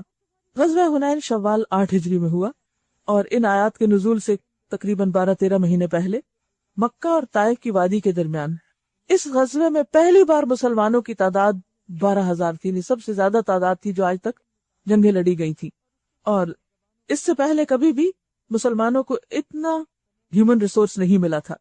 لیکن اس کے باوجود کہ مسلمان تعداد میں زیادہ تھے، بنو حوازن کے جو تیر انداز تھے انہوں نے مسلمانوں کا رخ پھیر دیا اور مسلمان تتر بتر ہو گئے جیسے جنگ احد کے موقع پر ہوا تھا۔ پھر اللہ سبحانہ تعالیٰ نے اپنی خاص مدد کی اور مسلمانوں کو فتح سے ہمکنار کیا۔ اذ اعجبتکم کثرتکم، جب تمہیں تمہاری کثرت نے تعجب میں ڈال دیا، تم بڑے خوش تھے لیکن وہ تمہارے کچھ کام نہ آئی۔ یعنی ریسورسز اپنی جگہ ضروری ہیں، لیکن بعض اوقات ریسورسز ہوتے ہوئے بھی انسان کامیاب نہیں ہوتا، کیونکہ وہ اللہ کو بھول جاتا ہے اور اپنے زور بازو پر اعتماد کرنے لگتا ہے، وہ سیلف کانفیڈنس کا شکار ہو جاتا ہے۔ کہ میں سب کچھ کر لوں گا، اور زمین اپنی وسعت کے باوجود تم پر تنگ ہو گئی اور تم پیٹ پھیر کر بھاگ نکلے، پھر اللہ نے اپنی سکینت اپنے رسول پر اور مومنین پر نازل فرمائی اور وہ لشکر اتارے جو تم کو نظر نہ آتے تھے، اور منکرین حق کو سزا دی کہ یہی بدلہ ہے ان لوگوں کے لیے جو حق کا انکار کریں۔ پھر تم یہ بھی دیکھ چکے ہو کہ اس طرح سزا دینے کے بعد اللہ جس کو چاہتا ہے توبہ کی توفیق بھی بخش دیتا ہے۔ اللہ درگزر کرنے والا اور رحم فرمانے والا ہے۔ اے ایمان لانے والو، مشرکین ناپاک ہیں، لہذا اس سال کے بعد یہ مسجد حرام کے قریب نہ پھٹکنے پائیں، اور اگر تمہیں تنگ دستی کا خوف ہے کہ وہ نہیں آئیں گے تو پھر بزنس کیسے ہوگا، تو بعید نہیں کہ اللہ چاہے تو اپنے فضل سے تمہیں غنی کر دے، اللہ اور دروازے کھول دے گا اور ریسورسز پیدا کر دے گا۔ اللہ علیم اور حکیم ہے۔ جنگ کرو اہل کتاب میں سے ان لوگوں کے خلاف جو اللہ اور روز آخر پر ایمان نہیں لاتے، اور جو کچھ اللہ اور اس کے رسول نے حرام قرار دیا اسے حرام نہیں کرتے، اور دین حق کو اپنا دین نہیں بناتے۔ ان سے لڑو یہاں تک کہ وہ اپنے ہاتھوں سے جزیہ دیں اور چھوٹے بن کر رہیں۔ سورۃ التوبہ کو سورۃ البراء اسی لیے کہا جا رہا ہے کہ اس میں تمام گروہوں کو انڈیویجولی مخاطب کر کے ان سے برات کا اظہار کیا جا رہا ہے، ان پر حجت تمام کی جا رہی۔ پہلے مشرکین کی بات تھی، اب اہل کتاب کی بات ہے۔ ان کو بھی ایک طرح سے الٹیمیٹم دیا جا رہا ہے کہ تم بھی یا تو اسلام قبول کر لو یا پھر اس ذلت کا شکار ہوگے جو اللہ نے تمہارے لیے لکھی، اور تاریخ میں ہم دیکھتے ہیں کہ جو لوگ تو مسلمان ہو گئے اور جو نہیں ہوئے انہیں پھر مسلمانوں کے ماتحت ہو کر رہنا پڑا۔ یہودی کہتے ہیں کہ عزیر اللہ کا بیٹا ہے، اور عیسائی کہتے ہیں کہ مسیح اللہ کا بیٹا ہے۔ یہ بے حقیقت باتیں ہیں جو وہ اپنی زبانوں سے نکالتے ہیں، ان لوگوں کی دیکھا دیکھی جو ان سے پہلے کفر میں مبتلا ہوئے تھے۔ خدا کی مار ان پر، کہاں سے دھوکہ کھا رہے ہیں۔ انہوں نے اپنے علماء اور درویشوں کو اللہ کے سوا اپنا رب بنا لیا ہے۔ علماء کو رب بنانے کا مطلب کیا ہے؟ کہ علماء کا فیصلہ اللہ کے فیصلے سے اوپر آ جائے، اللہ کا حکم واضح ہو، لیکن انسان کہ اچھا میرے شیخ کیا کہتے ہیں، قرآن کی آیت پورا مفہوم دے رہی، لیکن پھر یہ کہیں کہ اچھا میرے بزرگ کیا کہتے ہیں، جس مسلک کو میں فالو کرتا ہوں وہاں کیا حکم ہے، تو یہ پھر کیا ہے؟ اللہ کو چھوڑ کر علماء کو اپنا خدا بنانا۔ کیونکہ انسان تو انسان ہے، کوئی کتنا بھی پڑھا لکھا ہو اسے بھول ہو سکتی ہے، اس کی سمجھ پوری نہیں ہے، اور ہر ایک کے پاس مکمل علم بھی نہیں ہوتا۔ جاننے کے باوجود بعض اوقات انسان بھول جاتا ہے اور اپنے اس حاضر علم کی بنا پر کوئی فیصلہ کر لیتا ہے، وہ بعد میں اسے رجوع کر لیتا ہے، اور بعض اوقات فیصلہ غلط بھی ہوتا ہے، اس کو تو اللہ تعالیٰ معاف کر دے گا، لیکن ہمیں جب بعد میں پتہ چل جائے کہ اس سے بہتر چیز موجود ہے تو ہمیں پھر کسی انسان کے فیصلے کو نہیں، اللہ کے فیصلے کو سن کر اسے ماننا چاہیے، اور کسی بھی قسم کی اس میں ہٹ دھرمی نہیں دکھانی چاہیے۔ تو یہاں یہی بات کہی جا رہی ہے کہ جیسے عدی بن حاتب جب مسلمان ہوئے تو انہوں نے حضور صلی اللہ علیہ وسلم پوچھا کہ قرآن میں آتا ہے کہ ہم نے اپنے علماء اور درویشوں کو خدا بنا رکھا تھا، ہم تو ایسا نہیں کرتے، ہم تو اللہ ہی کو مانتے، اسی کو پوچھتے۔ آپ نے فرمایا کیا تم ایسا نہیں کرتے کہ جو حلال حرام تمہیں وہ بتاتے تم اسی کو مانتے، اور جس سے وہ روکتے ہیں اسی سے تم رکتے ہو؟ میں کہا ہاں ویسا تم کرتے ہیں، کہا یہی تو خدا بنانا ہے، کہ اگر وہ قرآن و سنت کے مطابق تمہاری رہنمائی کر رہے ہیں تو ٹھیک ہے، اور اگر کہیں ان سے بھول ہوئی، کچھ چھوٹ گیا، کوئی خلاف بات ہو گئی تو تم ان کی بات چھوڑ دو گے اور اصل پر آ جاؤ گے۔ اس وقت انسان کو تعصب سے کام نہیں لینا چاہیے، اور یہ کسی کو بھی خدا بنانا کیا ہے کہ اس کی بات کو زیادہ اہمیت دینا بنسبت اللہ سبحانہ وتعالیٰ کی بات کے۔ خدا کی مار ان پر، یہ کہاں سے دھوکہ کھا رہے ہیں۔ انہوں نے اپنے علماء اور درویشوں کو اللہ کے سوا اپنا رب بنا لیا، اور اسی طرح مسیح ابن مریم کو بھی، حالانکہ ان کو ایک معبود کے سوا کسی کی بندگی کا حکم نہیں دیا گیا تھا۔ یعنی ان کے علماء کو، پیغمبروں کو، سب کو کہا گیا تھا کہ وہ سب بھی اللہ کی عبادت کریں، وہ جس کے سوا کوئی مستحق عبادت نہیں، پاک ہے وہ ان مشرکانہ باتوں سے جو یہ لوگ کرتے ہیں۔ یہ لوگ چاہتے ہیں کہ اللہ کی روشنی کو اپنی پھونکوں سے بجھا دے، مگر اللہ اپنی روشنی کو مکمل کیے بغیر ماننے والا نہیں، خواہ کافروں کو یہ کتنا ہی ناگوار ہو۔ وہ اللہ ہی ہے جس نے اپنے رسول کو ہدایت اور دین حق کے ساتھ بھیجا ہے تاکہ اسے پوری جن سے دین پر غالب کر دے، اور دلائل کے اعتبار سے یہ غلبہ ہمیشہ رہے گا، خواہ مسلمان کبھی مغلوب بھی ہو، خواہ مشرکوں کو یہ کتنا ہی ناگوار ہو۔ اے ایمان لانے والو، ان اہل کتاب کے اکثر علماء اور درویشوں کا حال یہ ہے کہ وہ لوگوں کے مال باطل طریقوں سے کھاتے ہیں، ریلیجس ایکسپلائٹیشن کے ذریعے غلط فتوے بیچتے ہیں، رشوتیں کھاتے ہیں، نذرانے لوٹتے ہیں، اور مذہب کے نام پر ایسی ایسی چیزیں ایجاد کرتے ہیں کہ جس سے لوگ ان کے پاس مال لے کر آئیں، اور ان کے بغیر نہ ان کا جینا ہو نہ مرنا ہو، اور اس طرح وہ لوگوں کو اللہ کے راستے سے بھٹکائے رکھتے ہیں، اصل دین پیش نہیں کرتے۔ اصل کرنے کا کام نہیں بتاتے، لیکن خود ساختہ طریقے ایسے بتاتے ہیں کہ جس سے یہ خود دنیا کے فائدے اٹھا سکیں اور انہیں اللہ کی راہ سے روکتے ہیں۔ ظاہر ہے کہ اگر آپ لوگوں کو خرافات میں الجھا دیں گے تو لوگ اللہ تک نہیں پہنچ سکتے۔ دردناک سزا کی خوشخبری دو ان کو جو سونے اور چاندی جمع کر کے رکھتے ہیں اور انہیں خدا کی راہ میں خرچ نہیں کرتے، یعنی ان کا صدقہ نہیں کرتے، خصوصاً زکوٰۃ ادا نہیں کرتے۔ اس کا یہ مطلب نہیں کہ کسی کے پاس سونا اور چاندی ہونا ہی نہیں چاہیے سرے سے، نہیں، جب کوئی شخص سونا چاندی کی زکوٰۃ ادا کر دیتا ہے تو پھر وہ کنز نہیں رہتا جس کا یہاں ذکر ہو رہا ہے۔ اسی سونے چاندی پر جہنم کی آگ دہکائی جائے گی، یعنی جو لوگ زکوٰۃ نہیں ادا کرتے ان کا سونا چاندی جہنم کی آگ میں تپا کر اس سے پھر کیا ہوگا، پھر اسی سے ان لوگوں کی پیشانیوں یعنی فور ہیڈ پر اور پہلوؤں، سائیڈز پر اور پیٹھوں اور بیک کو داغا جائے گا، یعنی وہ گرم گرم تپتا ہوا سونا ان کو چپکایا جائے گا، ان پر کہا جائے گا کہ یہ ہے وہ خزانہ جو تم نے اپنے لیے جمع کیا تھا، لو اب اپنی سمیٹی ہوئی دولت کا مزہ چکھو۔ بات یہ ہے کہ ایسی سمیٹی ہوئی دولت تو دنیا میں بھی اس کا کوئی مزہ نہیں ہوتا، دنیا میں بھی انسان اس سے کوئی فائدہ نہیں اٹھاتا، اور آخرت میں وہ انسان کے لیے وبال جان بن جائے گی۔ حقیقت یہ ہے کہ مہینوں کی تعداد جب سے اللہ نے آسمان و زمین کو پیدا کیا اللہ کے نوشتے میں 12 ہی ہے، اور ان میں سے 4 مہینے حرام ہیں، یہی ٹھیک ضابطہ ہے۔ لہٰذا ان 4 مہینوں میں اپنے اوپر ظلم نہ کرو اور مشرکوں سے سب مل کر لڑو جس طرح وہ سب مل کر تم سے لڑتے ہیں، اور جان رکھو کہ اللہ متقیوں ہی کے ساتھ ہے۔ نسیت و کفر میں ایک مزید کافرانہ حرکت، یعنی کیلنڈر کی تبدیلی اپنی مرضی سے مہینوں کے نام بدل دینا، جس سے یہ کافر لوگ گمراہی میں مبتلا کیے جاتے ہیں۔ کسی سال ایک مہینے کو حلال کر لیتے اور کسی سال اس کو حرام کر دیتے ہیں تاکہ اللہ کے حرام کیے ہوئے مہینوں کی تعداد بھی پوری کر دیں اور اس کا حرام کیا ہوا حلال بھی کر دیں۔ یعنی مشرکین نے جہاں اور بہت خرافات کی تھی، جہاں پر اور خلاف فطرت انہوں نے کام کیے تھے، وہاں اس کیلنڈر میں بھی اپنی مرضی سے چینجز کر دی جو ڈے 1 سے جب سے اللہ نے زمین و آسمان کو پیدا کیا وہ انسانوں کے لیے پیدا کیا تھا، بنایا تھا کہ سال میں 12 مہینے ہوتے ہیں، اور یہ 12 مہینے تقسیم انسانوں کی نہیں کی ہوئی، اللہ ہی کی ہوئی ہے، یعنی وقت کی تقسیم جو ہے۔ لیکن یہ مشرکین ماہ حرام میں جنگ نہیں کر سکتے تھے تو یہ کیا کرتے اپنی مرضی سے ماہ حرام کو اپنے اوپر حلال کر لیتے اور ماہ حرام کو آگے پیچھے پوسٹ پون کر دیتے یا پیچھے کر دیتے۔ تو اس سے پھر یہ کہ انہوں نے اللہ کے قانون کو اپنے ہاتھ لیا، تو یہ اللہ تعالیٰ اس بات سے سخت ناراض ہوتا ہے۔ اور اسی طرح بعض لوگ جیسے چاہتے ہیں کہ ہر دفعہ رمضان جو ہے وہ سردیوں میں ہی آئے اور دن چھوٹے ہوں، تو وہ کیا چاہتے ہیں کہ کاش یہ کیلنڈر شمسی ہوتا، لیکن اللہ سبحانہ وتعالیٰ کی بہت بڑی حکمت ہے کہ اس نے قمری کیلنڈر، لونر کیلنڈر دے کر ہر موسم میں عبادات کو فرض کیا، حج ہو یا روزہ ہو، تاکہ یہ دیکھے کہ کیا میرا بندہ ہر وقت میرا بندہ ہے یا کسی مخصوص موسم میں میرا بندہ ہے۔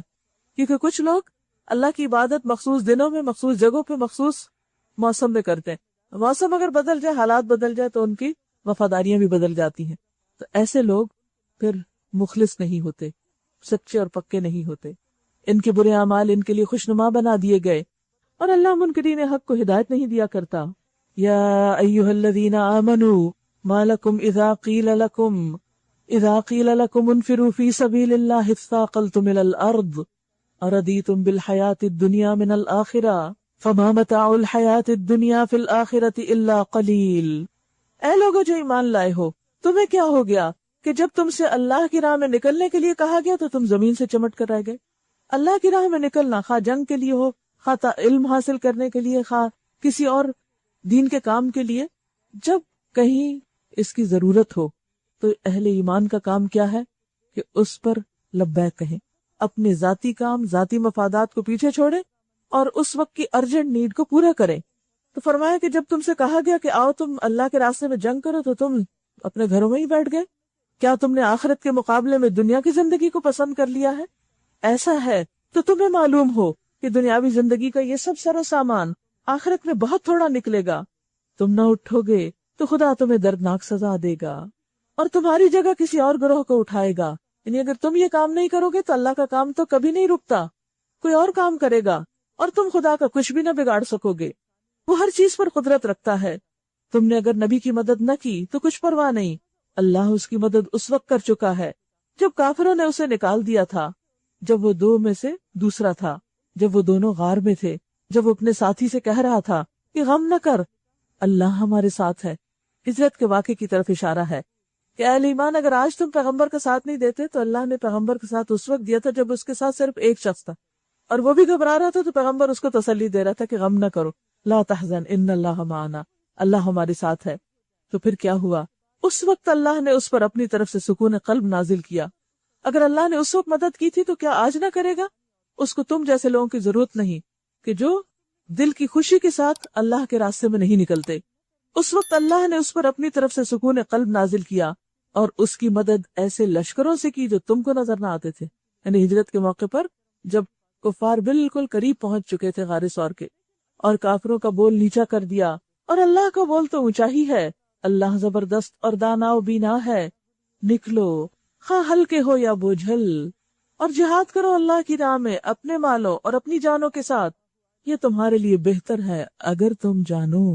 دنیا میں انسان دو طرح کے کام کرتا ہے، ایک اپنی دنیاوی ذاتی ضروریات پوری کرنے کے لیے بھاگ دوڑ کرتا ہے، محنت کرتا ہے، اور دوسرے دین کی ترقی کے لیے کام کرتا ہے۔ تو بات یہ ہے کہ جب ہم ایک میں زیادہ ہوتے ہیں تو دوسرے میں کمی ہوتی ہے۔ جیسے حدیث میں آتا ہے جو اپنی آخرت بناتا ہے وہ دنیا کا نقصان کرتا ہے، اور جو دنیا بناتا ہے وہ آخرت کا نقصان کرتا ہے۔ اس کا مطلب نہیں کہ دنیا کو چھوڑ دیا جائے، بات یہ ہے کہ بیلنس رکھا جائے، لیکن اگر کہیں کلیش ہو تو دنیا کی خاطر آخرت کو نہ چھوڑا جائے، آخرت کے لیے دنیا کی قربانی کر دی جائے۔ اے نبی، اگر فائدہ سہل الحصول ہوتا اور سفر ہلکا ہوتا، یعنی جنگ تبوک کا، وہ ضرور تمہارے پیچھے چلنے پر آمادہ ہو جاتے، مگر ان پر تو یہ راستہ بہت کٹھن ہو گیا۔ اب وہ خدا کی قسم کھا کھا کر کہیں گے اگر ہم چل سکتے تو یقیناً تمہارے ساتھ چلتے۔ وہ اپنے آپ کو ہلاکت میں ڈال رہے ہیں، اللہ خوب جانتا ہے کہ وہ جھوٹے ہیں۔ اے نبی صلی اللہ علیہ وسلم، اللہ تمہیں معاف کر دے، تم نے انہیں کیوں رخصت دے دی؟ ہوا یہ تھا کہ جب نبی صلی اللہ علیہ وسلم نے سب کو نفیر عام ہوا تھا، سب کو کہا تھا کہ جنگ کے لیے چلو، کیونکہ جنگ تبوک عربوں کے ساتھ نہیں، عرب باؤنڈری سے باہر رومیوں کے ساتھ جنگ تھی، اور یہ پہلی جنگ تھی جو ایک بہت بڑے لشکر کے ساتھ اور بہت دور ہو رہی تھی۔ تو اس لیے سب مسلمانوں کو کہا کہ وہ سب ساتھ چلے، سوائے جو کہ جن کو کوئی عذر معذوری تھی حقیقی۔ اب کیا ہوا؟ جو تو مخلص اہل ایمان تھے وہ خوشی خوشی آ گئے، حالانکہ پھل پکے ہوئے تھے اور گرمی کا موسم تھا۔ سب کا دل یہ چاہتا تھا کہ ٹھنڈے سائے میں بیٹھ کے کھجوریں کھائیں اور ٹھنڈا پانی پیئے اور گرمی کی تپش کا مقابلہ کریں، لیکن ایسے میں جنگ تبوک کی پکار آتی ہے، سخت قسم کا امتحان ہے۔ اہل ایمان تو اپنے ایمانی محبت اور شوق کی وجہ سے نہ موسم کی پرواہ کرتے نہ کسی اور چیز کی، وہ تو اللہ کے راہ میں چل نکلے۔ لیکن منافقین وہ ڈبل مائنڈڈ ہو گئے، جائیں گے نہ جائیں، نہیں جائیں گے تو نفاق کھلے گا، اور اگر جائیں گے تو پھر بڑی مشکل ہوگی، کوئی بہانہ کر لو تو بس یہیں بیٹھے رہ جاؤ۔ وہ آئے، ایک آتا بہانہ کرتا، دوسرا آتا بہانہ کرتا، اور آپ ان کے بہانے قبول کرتے جاتے اور ان کو چھٹی دیتے جاتے۔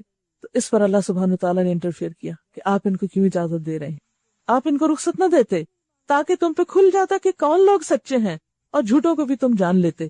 کیونکہ کسی کے سچے اور جھوٹے ہونے کا اصل فیصلہ اس وقت ہوتا ہے جب وہ کسی ایسے موقع پر کسی ایسی سہولت سے محروم کر دیا جاتا ہے کہ جو اس کو ملی ہوئی تھی۔ مثلاً کسی بھی ملک میں آپ دیکھیں، اگر جنگ کا اعلان ہو جائے تو جو فوجی چھٹیوں پر گئے ہوتے ہیں وہ چھٹی پر ہی رہتے، اور وہ یہ کہہ سکتے ہماری تو چھٹیاں ہیں، ہماری تو چھٹی ہے، ہم تو نہیں آ سکتے۔ وہ لڑیں گے جو اس وقت جاب پر ہیں۔ نہیں، کیا کیا جاتا ہے؟ صرف چھٹی پہ گئے ہوا کو نہیں بلایا جاتا، ریٹائرڈ کو بھی بلا لیا جاتا ہے، اور نئے بھی بھرتی کر لیے جاتے ہیں جن کی پوری ٹریننگ بھی نہیں ہوتی، کیونکہ خطرے کی بات ہے، مشکل وقت ہے۔ تو اسی طرح دین کے کام کے بھی مختلف لیول ہوتے ہیں۔ کچھ روٹین کے روزمرہ کے کام ہوتے ہیں جس میں ہر شخص اپنے ٹائم پہ آتا ہے، ٹائم پہ چھٹی کر کے گھر چلا جاتا ہے۔ لیکن کبھی کبھی ایسے دن اور ایسے وقت بھی آتے ہیں کہ جب بھوکا بھی رہنا پڑتا ہے، جب نیند بھی قربان کرنی پڑتی، اور جب وقت کا بھی زیادہ تقاضا ہوتا ہے، زیادہ وقت بھی دینا پڑتا ہے۔ تو ایسے موقع پر اگر انسان 2 اور 2 4 کرے اور کہے کہ نہیں، میرے ساتھ یہ کانٹریکٹ ہوا تھا کہ میں بس اتنے سے اتنے بجے تک کام کروں گا اور اس سے آگے پیچھے نہیں ہوں گا، تو پھر یہ دین کے کام کے ساتھ بازو کا زیادتی ہو جاتی۔ یہ نہیں کہ روز کا معمول بنا لیا جائے، لیکن ایز پر نیڈ۔ کچھ کام جاب ہوتے ہیں، لیکن کچھ کام اس سے بڑھ کر بھی ہوتے ہیں، اور وہ مشن ہوتے ہیں۔ تو جب بھی انسان کسی مشن پہ نکلتا ہے تو وہ اوقات کی پرواہ پھر نہیں کرتا، وہ یہ دیکھتا ہے کہ دین کے کام کو کہاں کس وقت کیا فائدہ ہو سکتا ہے، اور وہ اس کے مطابق اپنی باقی ایڈجسٹمنٹ کر لیتا ہے اور اس کام کو اپنی پرائرٹی دیتا ہے۔ یہی اس چیز کا ذکر ہو رہا ہے۔ جو لوگ اللہ اور روز آخر پر ایمان رکھتے ہیں وہ تو کبھی تم سے یہ درخواست نہ کریں گے کہ انہیں جان و مال کے ساتھ جہاد کرنے سے معاف رکھا جائے، ان کو چھوڑ دیا جائے۔ اللہ متقیوں کو خوب جانتا ہے۔ ایسی درخواستیں تو صرف وہ لوگ کرتے ہیں جو اللہ اور روز آخر پر ایمان نہیں رکھتے، جن کے دلوں میں شک ہے اور وہ اپنے شک ہی میں متردد ہو رہے ہیں۔ اگر واقعی ان کا نکلنے کا ارادہ ہوتا تو وہ اس کے لیے کچھ نہ کچھ تیاری کرتے، لیکن اللہ کو ان کا اٹھنا ہی پسند نہ تھا۔ بہت سکیری بات ہے، نیکی کا موقع سامنے ہو اور بندہ اس سے محروم ہو جائے، اس کو توفیق نہ ہو کہ وہ جا کے اپنا حصہ ڈالے اس میں۔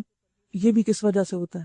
یہ بھی ایک سزا ہی کی ایک قسم ہے کہ انسان کے گھر کے آگے نہر بہ رہی ہو اور انسان اس سے محروم ہو، اور اس کو توفیق نہ ہو کہ وہ اس سے چلو بھر پانی پی کر اپنی پیاس بجھا لے۔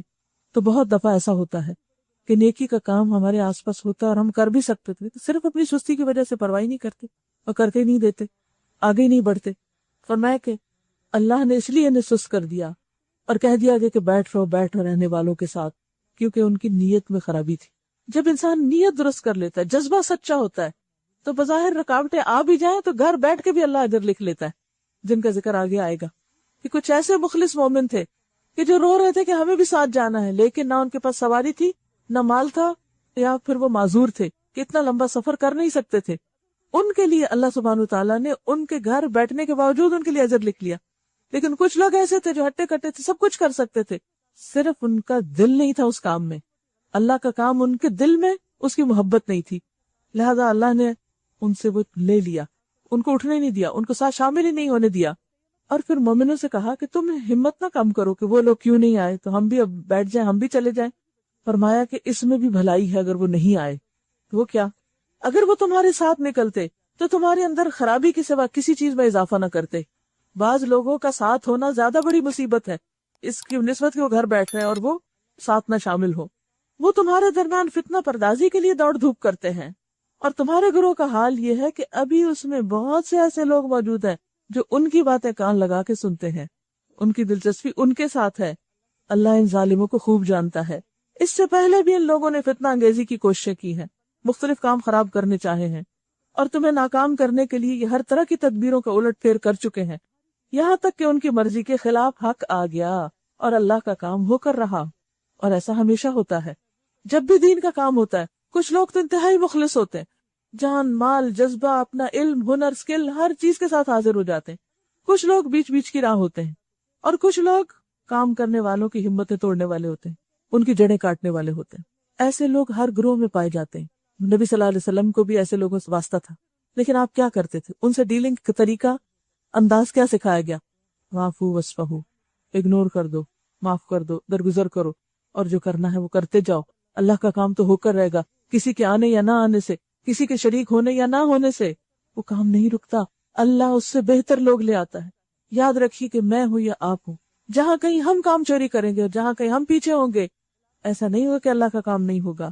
جو کچھ بھی اللہ نے چھوٹا یا بڑا کچھ بھی کرنے کی توفیق دی ہے، ہماری جگہ کوئی اور آ کے خانہ پور کر لے گا، کوئی اور کر لے گا، کوئی اور ثواب لے جائے گا۔ ایسی جگہ سے اللہ غیب سے مدد کرے گا کہ ہم سے بھی بہتر لوگ آ سکتے ہیں، اور ایسے ہی لوگ ہمیشہ دین کو اگلی نسلوں تک پہنچاتے رہے۔ شکر اس بات کا کرنا چاہیے کہ اللہ نے ہم کو توفیق دی اور ہم کو چن لیا۔ اب سب کچھ پا کر پھر پلٹ جائے انسان تو اس سے بڑی بدقسمتی کیا ہو سکتی ہے؟ ان میں سے کوئی ہے جو کہتا ہے کہ مجھے رخصت دے دیجئے اور مجھ کو فتنے میں نہ ڈالیے۔ ان میں سے ایک شخص ہے جد بن قیس، نبی صلی اللہ علیہ وسلم کے پاس آئے، بہانے کرنے لگا، کہنے لگا آپ جا رہے ہیں رومیوں سے جنگ کریں، اور میں نے سنا ان کی عورتیں بڑی خوبصورت ہوتی، عورت میری بڑی کمزوری ہے، اگر آپ مجھے لے گئے تو میں تو مصیبت میں پڑ جاؤں گا، اس لیے بہتر ہے میں وہاں نہ جاؤں، فتنے سے بچ جاؤں۔ اچھا، کچھ لوگوں کا بالکل یہی لاجک ہوتی، ہم دین کا کام اس لیے نہیں کر رہے کہ وہ کام کرنے والے آپس میں لڑتے جھگڑتے رہتے ہیں اور پھر وہ غیبت کرتے ہیں اور ایسا ویسا، اور اس سے ہمارے بھی عمل ضائع ہو جائیں گے، بہتر ہے کہ ہم ایک طرف ہی رہیں۔ یہ کوئی لاجک نہیں، یہ کوئی بہانہ نہیں۔ بات یہ ہے کہ اگر صحیح ماحول ملتا ہے تو اور سپورٹ کرو، نہیں تو اس کو صحیح کرو۔ اب عورتوں کے فتنے سے مقابلہ گھر بیٹھ کے تھوڑی ہوگا، وہ تو سیلف ڈسپلن چاہیے، سیلف کنٹرول چاہیے کہ تم اس میں نہ کودو۔ اصل کامیابی یہی ہے کہ جہاں پھسلن ہو انسان وہاں سے بچ کے چلے، خود کو سنبھلے نہ کہ بلیم کرے کہ یہ کس نے چھلکے پھینک دیے کہ میں گرنے والا ہوں، جب تک تم یہ نہیں اٹھاؤ گے میں چلوں گا ہی نہیں۔ یہ طریقہ تو ٹھیک نہیں ہے۔ جب کام کا وقت ہے تو کام ہی چاہیے، کام ہی کرنا ہے۔ فتنے میں تو یہ لوگ پڑے ہی ہوئے ہیں۔ یعنی فتنے میں کیسے پڑے ہوئے ہیں؟ یعنی منافقت میں۔ منافقت ایک فتنہ مصیبت ہے ان کے لیے، اور جہنم نے ان کافروں کو گھیر رکھا ہے۔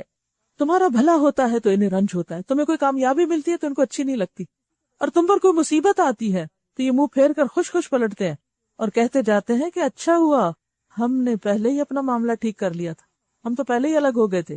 ان سے کہو ہمیں ہرگز کوئی برائی یا بھلائی نہیں پہنچتی مگر وہ جو اللہ نے ہمارے لیے لکھ دی ہے، اور اس میں بھی خیر ہے کہ اللہ تعالیٰ اس کے ذریعے آزمانا چاہتا ہے، کچھ اور سکھانا چاہتا ہے جو ابھی تک نہیں سیکھا۔ اللہ ہی ہمارا مولا ہے اور اہل ایمان کو اسی پر بھروسہ کرنا چاہیے۔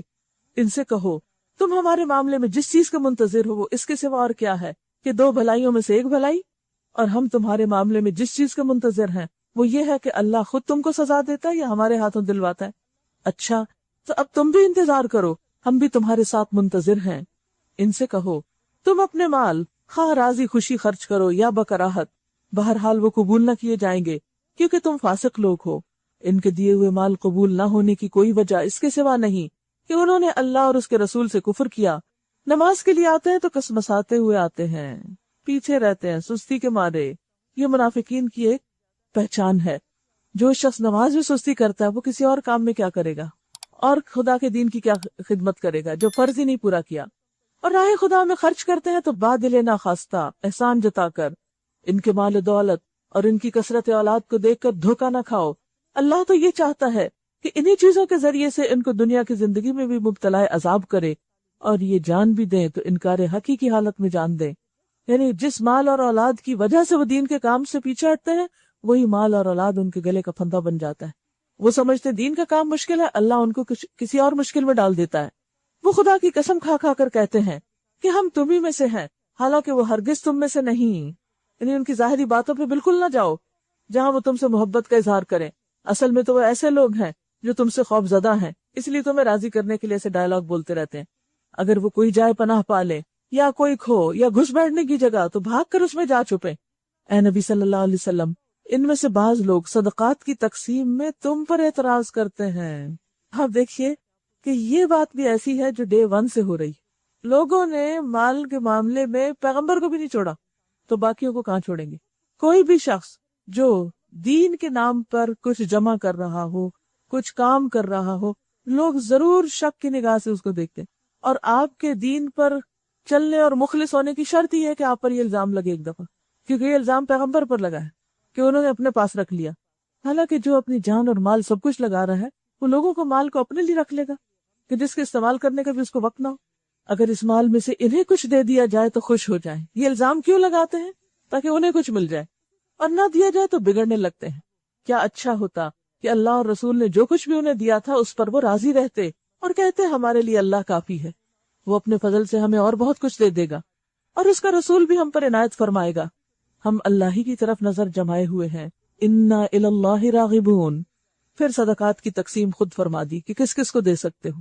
انما الصدقات للفقراء، بے شک صدقات تو فقراء کے لیے ہیں جن کے پاس کچھ بھی نہیں، والمساکین، اور مسکینوں کے لیے جن کے پاس ہے مگر ضرورت پوری نہیں ہوتی، والعاملین علیہا، جو اس پر کام کرنے والے ہیں، یعنی اس کو وصول کرتے ہیں، حفاظت کرتے ہیں، تقسیم کرتے ہیں، حساب کتاب کرتے ہیں، والمؤلفۃ قلوبہم، اور ان کے لیے جن کی تالیف قلب مطلوب ہو، جنہیں دین کی طرف لانا مقصود ہو، جن کا دل جیتنا مقصود ہو، کیونکہ مال انسان کی کمزوری ہے تو ایسے لوگوں کی مالی مدد کر کے ان کو اسلام کی محبت دلائی جا سکتی، اسلام کے قریب کیا جا سکتا ہے۔ وفی الرقاب، اور گردنیں چھڑانے میں، یعنی غلاموں کو آزاد کرنے میں، والغارمین، اور قرض داروں کی مدد کرنے میں، اگر اس نے کسی جائز ضرورت کے لیے قرض لیا، یعنی آدھی قرض لینے والا ہو کہ آپ ادا کرتے جائیں اور وہ اور چڑھاتا جائے۔ وفی سبیل اللہ، اور اللہ کے راستے میں، اللہ کا راستہ، اللہ کے دین کا راستہ، اللہ کے کام کے لیے گھر سے نکلنے کا جو بھی راستہ ہے، اس میں احادیث میں آتا ہے کہ حج اور عمرہ بھی فی سبیل اللہ داخل ہے۔ مثلا اگر کوئی شخص ایسا ہے کہ اس نے کچھ پیسے جمع کر لیے لیکن پورے نہیں ہیں اس کے پاس، اب وہ حج کو جانا چاہتا ہے، تو اب آپ کیا کرتے ہیں کہ اس کی مدد کر دیتے ہیں اور آپ اس کو حج کروا دیتے ہیں، یعنی کچھ پورشن آپ ڈال دیتے ہیں، تو یہ آپ وہاں زکوٰۃ کا پیسہ بھی ڈال سکتے ہیں۔ اسی طرح عمرہ ہے تو اس میں بھی یہ ہے کہ بعض اوقات آپ دیکھتے ہیں کہ ایسے لوگ آپ کے آس پاس ہوتے ہیں کہ جو خود افورڈ نہیں کر سکتے لیکن ان کا شوق بہت ہوتا ہے۔ مجھے یاد ہے کہ میرے پاس جب میرا بیٹا چھوٹا تھا تو میرے ساتھ ہیلپر تھی، وہ جب میرے پاس بیٹھتی تو رونے لگتی کہ مجھے حج پہ جانا ہے، مجھے عمرے پہ جانا ہے۔ بس میں اسے جب کچھ کہتی اچھا کیا چاہیے تمہیں، کیا ضرورت ہے، وہ کہتی بس مجھے حج کرنا ہے، اور ایک ہی تڑپ، بالکل ان پڑھ لیکن اتنی تڑپ کعبہ جانے کی۔ ظاہر ہے کہ اس کی آمدنی اتنی تو نہیں کہ وہ حج کے اخراجات اٹھا سکے۔ تو ایسے کچھ لوگ ہوتے ہیں کہ جو مالی طور پر انتہائی کمزور لیکن ان کی تڑپ اور جذبہ بڑے بڑے مالداروں سے بھی زیادہ ہوتا ہے، تو ان لوگوں کی مدد بھی زکوٰۃ سے کی جا سکتی ہے بشرطے کہ وہ زکوٰۃ کے مستحق ہو۔ یہ نہیں کہ آپ اپنے بہن بھائیوں کو زکوٰۃ سے عمرہ کروا لے کیونکہ ویسے وہ جا نہیں رہے، حالانکہ وہ افورڈ کر سکتے ہیں۔ جو لوگ افورڈ کر سکتے ہو ان پہ زکوٰۃ نہیں لگے گی۔ فی سبیل اللہ جو ہے اس میں بہت وسعت ہے، اس میں دین کی خدمت کے بہت سے کام آتے۔ بعض علماء نے تو اس کو صرف قتال تک رکھا ہے کہ جو جنگ کے لیے جائے فی سبیل اللہ اس پہ خرچ کیا جائے، لیکن بہت سے علماء نے اس میں وسعت پیدا کی ہے، مثلا حج، عمرہ، جیسے احادیث سے بھی پتہ چلتا ہے۔ اسی طرح طلب علم، یعنی اللہ کی راہ میں جو دین سیکھنے سکھانے والے ہیں، اگر وہ اپنی ضروریات پوری نہیں کر سکتے تو ان کے اخراجات پوری کرنے کے لیے، یعنی غریب اسٹوڈنٹس کی اسپانسرشپ کے لیے بھی زکوٰۃ استعمال کی جا سکتی ہے۔ پھر اسی طرح جہاد کا لفظ بھی محض قتال کے لیے استعمال نہیں ہوتا۔ اللہ کے دین کو پھیلانے کے لیے جو بھی دعویٰ ورک ہوتا ہے یا دین کی تبلیغ کا کام ہوتا ہے یا تعلیم کا کام ہوتا ہے، اس میں بھی زکوٰۃ کے پیسے لگائے جا سکتے ہیں۔ کیونکہ آپ دیکھیں قرآن مجید میں سورۃ الفرقان میں آتا ہے وَجَاهِدْهُمْ بِهِ جِهَادًا كَبِيرًا، کہ ان سے جہاد کرو، اس کے ذریعے یعنی قرآن کے ذریعے بہت بڑا جہاد۔ تو گویا قرآن کی تعلیم کو عام کرنے کے لیے جو پروجیکٹس اور منصوبے بنائے جاتے ہیں اس میں بھی زکوٰۃ کا پیسہ لگ سکتا ہے۔ مثلا اگر آپ طالب علموں کو کتابیں لے کر دیتے ہیں یا لائبریریز بناتے ہیں یا اسی طرح کچھ اور ضروریات ہیں، تو یہ سب کام پھر فی سبیل اللہ ہوتے ہیں۔ یعنی فی سبیل اللہ کو آپ یوں سمجھیے کہ اللہ کے راستے میں اللہ کی خاطر، یعنی وہاں پر کوئی انسانی ضرورت نہیں، جیسے فقیر کی انسانی ضرورت ہے، مسکین کی انسانی ضرورت ہے، اسی طرح غارمین مقروض لوگوں کی انسانی ضرورت ہے، لیکن جو دین کا کام ہے وہ کسی کی ذاتی ضرورت نہیں، وہ سب کی ایک بحیثیت کل ایک سب کی ایک ضرورت ہے۔ تو اس کاز کو پروموٹ کرنے کے لیے بھی یہ پیسہ لگایا جا سکتا ہے، کیونکہ بعض اوقات ایسا ہوتا ہے کہ اتنے ڈونیشنز لوگ نہیں دے سکتے یا اتنا صدقہ عام نہیں کر سکتے کہ مثلا ان کے پاس ہینڈ ٹو ماؤتھ ہے، تھوڑا بہت ہے، یعنی تھوڑا بہت خرچ کرتے ہیں، لیکن بعض اوقات ہیوج پروجیکٹس آ جاتے ہیں۔ مثلا اگر آپ دیکھیں کہ فی سبیل اللہ کوئی ایسی مشین لگانا ہے یا کوئی ایسی جگہ بنانی ہے کہ جس کو عام ڈونیشن سے پورا نہیں کیا جا سکتا، وہ نہیں بنائی جا سکتی، تو اس صورت میں پھر زکوٰۃ کا پیسہ اس پروجیکٹ میں لگے گا، لیکن وہ کسی ایک خاص شخص کی ملکیت نہیں ہوگا، کسی کا ذاتی مال نہیں ہوگا، وہ کیا ہوگا؟ عمومی فائدے کے لیے ہوگا۔ نبی صلی اللہ علیہ وسلم نے فرمایا قیامت تک میری امت میں ایسا گروہ ہوگا جو جہاد کرتا رہے گا۔ امام بخاری نے اس کی تشریح کیا کی کہ وہم اہل العلم، کہ وہ اہل علم ہے، کیونکہ علم کے ذریعے سے اسلام کی اشاعت کرنا، دعویٰ کا کام کرنا، اس کا دفاع کرنا، یہ فی سبیل اللہ کا بہت بڑا کام ہے، کیونکہ ہر شخص جنگ میں حصہ نہیں لیتا اور ہر وقت کوئی جنگ ہوتی بھی نہیں فی سبیل اللہ۔ تو پھر قیامت تک وہ گروہ کہاں سے آئے گا اور وہ کیا کام کرے گا؟ وہ دعویٰ کا کام، دین کی تبلیغ کا کام، وفی سبیل اللہ، اور اللہ کے راستے میں، وابن السبیل، اور مسافر، خواہ گھر میں اس کے پاس بہت کچھ ہو لیکن اگر سفر کی وجہ سے فقیر ہو جائے تو اس کو بھی خرچ ہو سکتا ہے اگر وہ ضرورت مند ہو جائے۔ اسی طرح آپ دیکھیے کہ جیسے ایسے مواقع آتے ہیں جیسے کوئی حادثے ہوتے ہیں یا پھر کوئی بڑے بڑے ڈیزاسٹرز ہوتے ہیں اور اس میں لوگ ڈسپلیس ہو جاتے ہیں، ان کے گھر ختم ہو جاتے ہیں، ان کے پاس کھانے پینے کو نہیں رہتا، تو خواہ وہ اپنے گھر میں بہت بڑی حیثیت کے مالک تھے، لیکن اگر گھر ہی بہہ گیا یا گھر ہی ٹوٹ گیا یا کچھ بھی باقی نہیں رہا، تو ایسی جگہوں پر بھی زکوٰۃ کے پیسے دیے جا سکتے۔ کیونکہ آج کل بہت سے لوگ پوچھتے ہیں مجھ سے کہ کیا فلڈ ریلیف کے لیے زکوٰۃ کے پیسے لگیں گے؟ کیوں نہیں لگیں گے؟ جن کے پاس کچھ ہے ہی نہیں، فقیر ہو گئے یا مسکین ہو گئے، تو وہ تو آٹومیٹیکلی اس مد میں آ جاتے ہیں۔ اسی طرح کچھ ایسے لوگ ہوتے ہیں مسکین سفید پوش جو آپ ہی کی یہاں کی کمیونٹی میں ہو سکتے ہیں، جو بظاہر دیکھنے میں کچھ پتہ نہیں چلتا، جیسے پیچھے بھی گزر چکا نا، تعرفہم بسیماہم، وہ اپنا پردہ بھی نہیں ہٹا سکتے کیونکہ بیک ہوم میں بہت اچھی حالت میں ہوتے ہیں، بعض اوقات یہاں آ کر جاب نہیں ہے، جاب ہے تو اخراجات پورے نہیں ہو رہے، بالکل ہی ہینڈ ٹو ماؤتھ، کھانے کو بھی کچھ نہیں بعض اوقات، تو ایسی صورت میں ان لوگوں کو بھی اس میں سے دیا جا سکتا ہے، ان لوگوں پر بھی زکوٰۃ لگتی ہے۔ ان پرنسپل اسلام کا اصول یہ ہے کہ جس علاقے کی زکوٰۃ ہو وہیں پر خرچ کی جائے، یعنی پہلے وہاں کے مستحقین جو ہیں ان کی مدد کی جائے، لیکن بعض ایکسٹراڈنری کیسز ایسے ہو جاتے ہیں کہ ان مستحقین کے ساتھ ساتھ کچھ لوگ زیادہ بڑے پیمانے پر شدید مشکل کا شکار ہو جاتے ہیں، تو یہ انسان کو خود اس کا دل بتاتا ہے، خود فیصلہ انسان کر سکتا ہے کہ اس وقت شدید ضرورت کہاں ہے اور عام ضرورت کہاں ہے۔ عام ضرورت تو سال بھر پوری کی جائے گی مساکین کی، لیکن بعض اوقات حادثات میں شدید ضرورت کے موقع پر وقتی ایمرجنسیز میں، جس کو آپ ایمرجنسیز کہہ سکتے ہیں، تو ایمرجنسیز میں پھر آپ کا طرز عمل اور ہوگا۔ تو ہر شخص کو اللہ سبحانہ و تعالیٰ نے دل دیا ہے، دماغ دیا ہے، اس کو سوچنا چاہیے۔ پھر کئی لوگ اس میں بحث کرنے لگتے ہیں، اچھا اس کو دیں یا اس کو دیں، یہاں دینا زیادہ فائدہ مند ہے یا وہاں دینا زیادہ فائدہ مند ہے؟ بھئی اپنے دل سے پوچھو کہ تمہیں کہاں زیادہ شدید ضرورت محسوس ہو رہی، کہاں تم سمجھتے ہو کہ دینے کے بعد بڑا فائدہ ہوگا تمہیں بھی اور لوگوں کو بھی، اور کہاں دینا بس صرف ایک معمولی ضرورت پوری کرنا ہے. اور خاص طور پر آپ دیکھیے کہ یہ جو اللہ تعالیٰ نے خود تقسیم کر دی ان سارے گروہوں کی، اس میں اگر انسان کو موقع ملے تو ہر ایک کو کچھ نہ کچھ دے، یعنی ہر جگہ پر. مثال کے طور پر آپ کسی بھی اسلامک سینٹر میں جاتے ہیں، کسی مسجد میں جاتے ہیں، وہاں 2-3 ڈبے لگے ہوتے ہیں. کہیں لکھا ہوتا ہے زکوٰۃ ہے، کہیں لکھا ہوتا ہے یہ کسی خاص ایمرجنسی کے لیے، کہیں لکھا ہے افطار کے لیے، کہیں طالب علموں کے لیے فی سبیل اللہ ہے. تب آپ سوچتے ہیں کہ اچھا کیا کروں کیا نہ کروں. ہاں، ہر ایک میں تھوڑا تھوڑا تھوڑا ڈال دیں، ہر جگہ پر حصہ پڑ جائے گا. کوئی پتہ نہیں کل کون سا زیادہ پروفیٹیبل ہو. جس دنیا میں اگر آپ کے پاس پیسے اور آپ انویسٹمنٹ کرنا چاہتے ہیں تو آپ کیا کرتے ہیں؟ بعض اوقات ساری انویسٹمنٹ ایک ہی جگہ، اس میں خطرہ کیا ہوتا ہے؟ اگر ڈوبے تو گئے سارے. تو بعض اوقات آپ کیا کرتے ہیں؟ ڈفرینٹ آپشن دیکھتے رہتے ہیں اور پھر مختلف جگہوں پر انویسٹ کرتے ہیں. تو اسی طرح بندہ مومن کا دل ایسا ہونا چاہیے کہ جہاں جس کو ضرورت مند پائے وہاں پر اپنا دل کھول دے، وہی مدد کے لیے تیار ہو جائے. اس وقت بہت فقہی قانونی مسئلوں اور احکام میں نہ پڑے کہ اچھا یہاں کروں کہ وہاں کروں. کرنا ہے تو کر لو. جو نیکی سامنے آ رہی ہے اس کو چھوڑ کے انتظار کر رہے ہو جب وہ آئے گی تو کروں گا، پتہ نہیں اس وقت تک تم ہو گئی یا وہ ہو گئی یا نہیں. تو جو موقع ہو اس کو ہاتھ سے نہیں جانے دیا کریں. اور نبی صلی اللہ علیہ وسلم کبھی کسی کی ضرورت کے موقع پر نہ نہیں کرتے تھے. جہاں کہیں بھی فنڈ ریزنگ ہو رہی ہو، جہاں کہیں بھی کوئی اللہ کے نام پر لوگوں کو موٹیویٹ کرے کہ تم غریبوں کو کھلاؤ یا مسکینوں کو کھلاؤ، ولا یحض علی طعام المسکین ہمارے سامنے ہے کہ پکڑ ہے ان نمازیوں کی بھی جو مسکینوں کو کھلانے کی ترغیب نہیں دیتے. تو ایسے موقع پر یہ سوچنے کے بجائے ہمیں کیا پتا کہ یہ کہاں فنڈز لے جائیں گے، ہمیں کیا پتا یہ مس یوز کریں، کیا پتا یہاں لگائیں کہ نہ لگائیں، ان چکروں میں نہیں پڑے. کہیں پر جائیں تھوڑا سا کوئی ڈال دیں، نہیں زیادہ، جتنی حیثیت ہے، لیکن نیکی کا موقع ہاتھ سے نہ جانے دیں. کوئی پتا نہیں کہ کل وہاں پر کیا ہوتا ہے. مجھے یاد ہے کہ ہم سفر کیا کرتے تھے اسلام آباد لاہور کے بیچ میں، تو راستے میں ایک جگہ پر ہم رکے، نماز پڑھی، تو وہ ایسے ہی بس چھوٹی سی معمولی سی جگہ بنی، تو باہر ایک ڈونیشن کا باکس رکھا ہوتا. ایسے نکلتے ہوئے میں نے تھوڑا سا جو کچھ تھا وہ اس میں ڈالا. اب وہاں کوئی اور بندہ نہیں تھا، ہم ہی تھے جو سفر کر رہے تھے. کچھ عرصے کے بعد دوبارہ گزرنا ہو تو وہ اچھی بھلی مسجد بنی تھی. تو مجھے اس قدر خوشی ہوئی کہ اسی طرح جو بھی آتا ہوگا تھوڑا تھوڑا ڈالتے، اتنے ریسورسز جمع ہو گئے کہ انہوں نے چھت بھی ڈال لی اور ایک اچھی ایک ریزنیبل نماز کے لیے جگہ بن گئی. لیکن اگر ہر جانے والا کہے یہ تو کوئی فراڈ ہی لگتا ہے، پتہ نہیں کیا کریں گے اور کیا نہیں کریں گے، اور میں تو یہاں اپنے پیسے نہیں ضائع کر سکتا. بھئی آپ کے ہاتھ سے نکل کے چلا گیا اللہ کے پاس، آگے ان کی اور خدا کی آپس کی ڈیل ہے کہ وہ کیا کرتے ہیں، وہ خدا کو حساب دیں گے. تو کہنے کا مطلب یہ ہے جہاں بھی کوئی اللہ کا بندہ پکارے کسی مدد کے لیے، خود کر لیں، نہیں کر سکتے کسی کو کہہ دیں کہ پلیز یہ تم کر لو، کیونکہ جو نیکی کے کام میں سفارش کرے گا اس کو پورا حصہ مل جائے گا.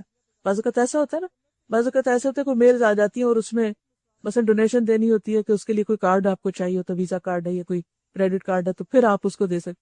اب اگر کسی شخص کے پاس ایسا ہے نہیں، کوئی ایسا انتظام نہیں ہے اس کے پاس کہ وہ آن لائن وہ پیمنٹ کر سکے، تو آپ اپنے بیٹے، بچے، بھائی، باپ، شوہر کسی سے کہہ کے ان کو توجہ دلا دیں کہ وہ اپنے بھی ڈال دو اور میرے بھی ذرا اس میں اتنے ڈال دو. نیکی کا موقع ہے نا. اور خاص طور پر اس طرح خرچ کرنے میں بعض اوقات مجھے یہ ہوتا ہے ان کو تو پتہ ہی نہیں کہ میں کون ہوں.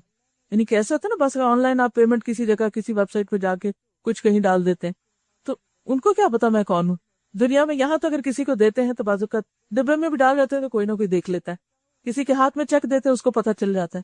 تو اس طرح خاموشی کے ساتھ بالکل سری صدقہ ہو جاتا ہے کہ جو صرف آپ کے اور اللہ کے بیچ میں ہوتا ہے، اور اس کا اجر پھر کچھ اور ہی ہے کہ جو صرف اللہ کے لیے ہوتا ہے. جس کا وہ جو کہتے ہیں نا عرش الہی کے نیچے 7 لوگ ہوں گے، ان میں سے ایک وہ ہوگا کہ جس کا دایاں ہاتھ دیتا ہے تو بائیں کو پتہ ہی نہیں ہوتا، بائیں کو بھی نہیں پتا ہوتا کیا دیا.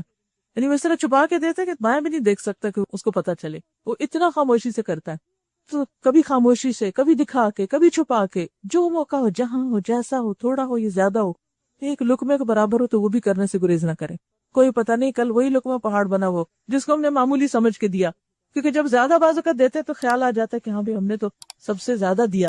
تو اس لیے بہتر یہ ہے کہ انسان جو توفیق ہو، جو کچھ بھی ہو، جہاں موقع ہو، بس خیر کرتا چلا جائے. کوئی پتہ نہیں کہ اس کے بعد کر سکتے ہیں یا نہیں. اور باقی جو رہ گیا وہ تو وارثوں کا ہے، وہ تو دوسروں کا ہے، وہ ہمارے فائدے کا نہیں، اس سے تو اور فائدے اٹھائیں گے. اور وہ جو مال مفت ان کو ملتا ہے ان کا دل بے رحم ہوتا ہے، وہ پھر اس کی اتنی پرواہ بھی نہیں کرتے. فریضۃ من اللہ، یہ ایک فریضہ ہے اللہ کی طرف سے، اور اللہ سب کچھ جاننے والا اور دانا و بینا ہے.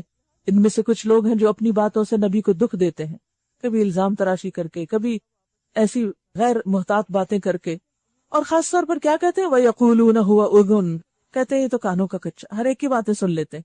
اصل میں منافقین پیچھے پیچھے بڑی خرابیاں کرتے تھے، تو جب وہ دیکھتے کہ کوئی شخص نبی صلی اللہ علیہ وسلم کے پاس جا کے کچھ بتا رہا ہے تو ان کو خوف ہوتا یہ ہماری بات بتائی جا رہی، تو وہ پھر اس کو تو چھوڑ دیتے جس سے نبی صلی اللہ علیہ وسلم کے بارے میں ایسی بات کرتے کہ آپ ہر ایک کی کیوں سنتے ہیں۔ حالانکہ ایک اچھا لیڈر جو ہوتا ہے اس کا فرض بنتا ہے کہ وہ دوسروں کی بات سنے کہ ان کو کیا مشکل ہے، کہو وہ تمہاری بھلائی کے لیے ایسا ہے، تمہارے فائدے کے لیے ایسا ہے، اللہ پر ایمان رکھتا ہے اور اہل ایمان پر اعتماد کرتا ہے، اور سراسر رحمت ہے ان لوگوں کے لیے جو تم میں سے ایماندار ہیں، اور جو لوگ اللہ کے رسول کو دکھ دیتے ہیں ان کے لیے دردناک سزا ہے۔ یہ لوگ تمہارے سامنے قسمیں کھاتے ہیں تاکہ تمہیں راضی کریں، حالانکہ اگر یہ مومن ہے تو اللہ اور رسول اس کے زیادہ حقدار ہیں کہ یہ ان کو راضی کرنے کی فکر کریں۔ کیا انہیں معلوم نہیں کہ جو اللہ اور اس کے رسول کا مقابلہ کرتا ہے اس کے لیے دوزخ کی آگ ہے جس میں وہ ہمیشہ رہے گا، یہ بہت بڑی رسوائی ہے۔ یہ منافق ڈر رہے ہیں کہ کہیں مسلمانوں پر کوئی ایسی صورت نازل نہ ہو جائے جو ان کے دلوں کے بھید کھول کر رکھتے ہیں۔ ان کو ہر وقت ڈر لگا رہتا ہے کہ پیغمبر پہ وحی آتی ہے، کہیں ہماری باتیں کھل نہ جائیں۔ اے نبی صلی اللہ علیہ وسلم ان سے کہو اور مذاق اڑاؤ، اللہ اس چیز کو کھول دینے والا ہے جس کے کھل جانے سے تم ڈرتے ہو۔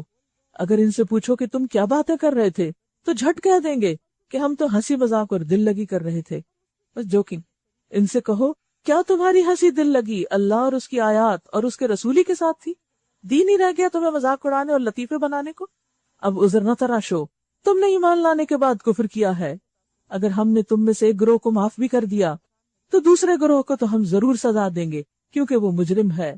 المنافقون والمنافقات بعضهم من بعض یأمرون بالمنکر وینہون عن المعروف ویقبضون ایدیہم۔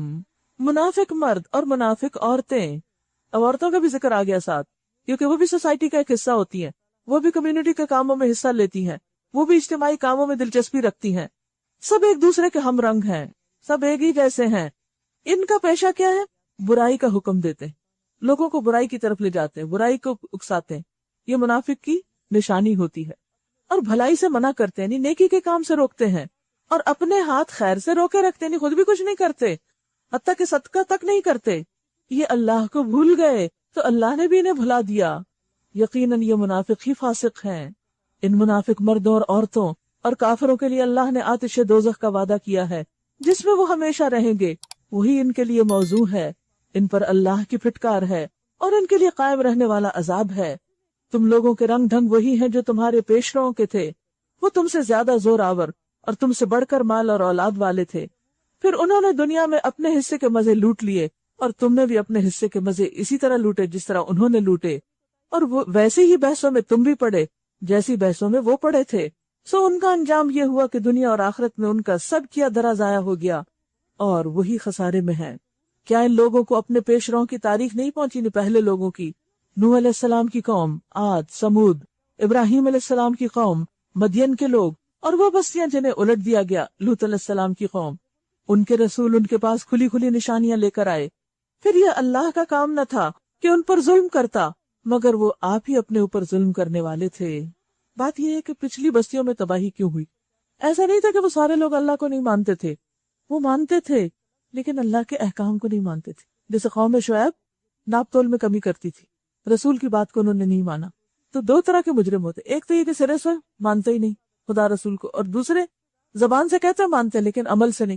اسی لیے آپ دیکھیں کہ منافقین کے ذکر کے بعد پچھلی تاریخ کا ذکر کیا گیا ہے کہ ان کی شامت کیوں آئی، اس لیے کہ انہوں نے اللہ کی بات نہیں مانی۔ منافق مردوں اور عورتوں کے ذکر کے بعد والمؤمنین والمؤمنات، کون ہے یہ مومنات؟ کس کا ذکر ہے؟ کس کا ذکر ہے؟ ہمارا نا۔ والمؤمنون والمؤمنات بعضهم اولیاء بعض، یہ ایک دوسرے کے آپس میں مددگار ہوتے ہیں، ایک دوسرے کو کمپلیمنٹ کرتے ہیں، ایک دوسرے کا ساتھ دیتے ہیں، ایک دوسرے کو بیک اپ کرتے ہیں، ایک دوسرے کو سپورٹ دیتے ہیں، ایک دوسرے کو انکریج کرتے ہیں، ایک دوسرے کا حوصلہ بڑھاتے ہیں۔ کس کام کے لیے؟ یأمرون بالمعروف وینہون عن المنکر، امر بالمعروف کرتے ہیں، نہی عن المنکر کرتے ہیں، بھلائی کا حکم دیتے ہیں، برائی سے روکتے ہیں۔ تو اس سے یہ پتہ چلتا ہے کہ امر بالمعروف اور نہی عن المنکر کے لیے ایک دوسرے کا تعاون چاہیے ہوتا ہے، ایک دوسرے کی مدد چاہیے ہوتی ہے، اور یہ صفت اور خوبی ہے مومنوں کی۔ نماز قائم کرتے ہیں، زکوٰۃ دیتے ہیں، اور اللہ اور اس کے رسول کی اطاعت کرتے ہیں، یہ وہ لوگ ہیں جن پر اللہ کی رحمت نازل ہو کر رہے گی۔ اگر ہم بھی چاہتے ہیں کہ اللہ کی رحمت ہم پہ نازل ہو تو پھر کیا کرنا ہوگا؟ نیکی کے کام میں تعاونوا علی البر والتقوی، ایک دوسرے کے مددگار بننا ہوگا۔ یہ نہیں کہ دوسروں کے لیے راستے مشکل بنا دیے جائیں، کام مشکل بنا دیے جائے، روڑے اٹکائے جائیں اور جیلسیز کا انسان شکار ہو جائے کہ دوسرا مجھ سے آگے کہیں نہ بڑھ جائے۔ نہیں، کھلے دل سے ایک دوسرے کو سپورٹ دیں۔ دیکھیے، جب ہم دین کا کام مل کے کرتے ہیں نا، تو اگر ہم خود آگے بڑھ رہے ہیں اور ہمیں دیکھ کے کوئی آگے بڑھ رہا ہے، اس کا بھی ثواب ہم کو ہے، اور اگر ہم کسی کو آگے بڑھا رہے ہیں اور پیچھے سے خود کام کر رہے ہیں، اس کا ثواب بھی ہم کو ہے۔ وہ کیوں؟ کیونکہ جو لوگ خود جہاد نہیں بھی کرتے، مجاہدین کو تیار کر دیتے ہیں، تو وہ بھی ویسا ہی اجر پاتے ہیں۔ یعنی کچھ لوگ ایسے ہوتے ہیں جو فرنٹ پہ کام کرتے ہیں، اور کچھ لوگ ایسے ہوتے ہیں جو پیچھے سے ان کو سپورٹ دیتے ہیں خاموشی کے ساتھ۔ یہ کیا کر رہے ہیں؟ بعضهم اولیاء بعض ہیں۔ اب جو سامنے ہیں وہ نظر آ رہے ہیں، جو پیچھے ہیں وہ بعض اوقات کسی کو پتہ ہی نہیں ہوتا کہ کیا کیا کر رہے ہیں، ان کا عمل چھپا ہوا ہوتا ہے۔ اب آپ دیکھیے کہ جیسے گاڑی چلانے کے لیے اگلے پہیے بھی چاہیے اور پچھلے بھی چاہیے۔ جب چلتی ہے گاڑی، اگلے تو نظر آ رہے تھے سامنے سے آنے والے کو، پیچھے والے نظر نہیں آتے، لیکن پیچھے والے اگر نکال دیے جائیں تو گاڑی نہیں چلتی۔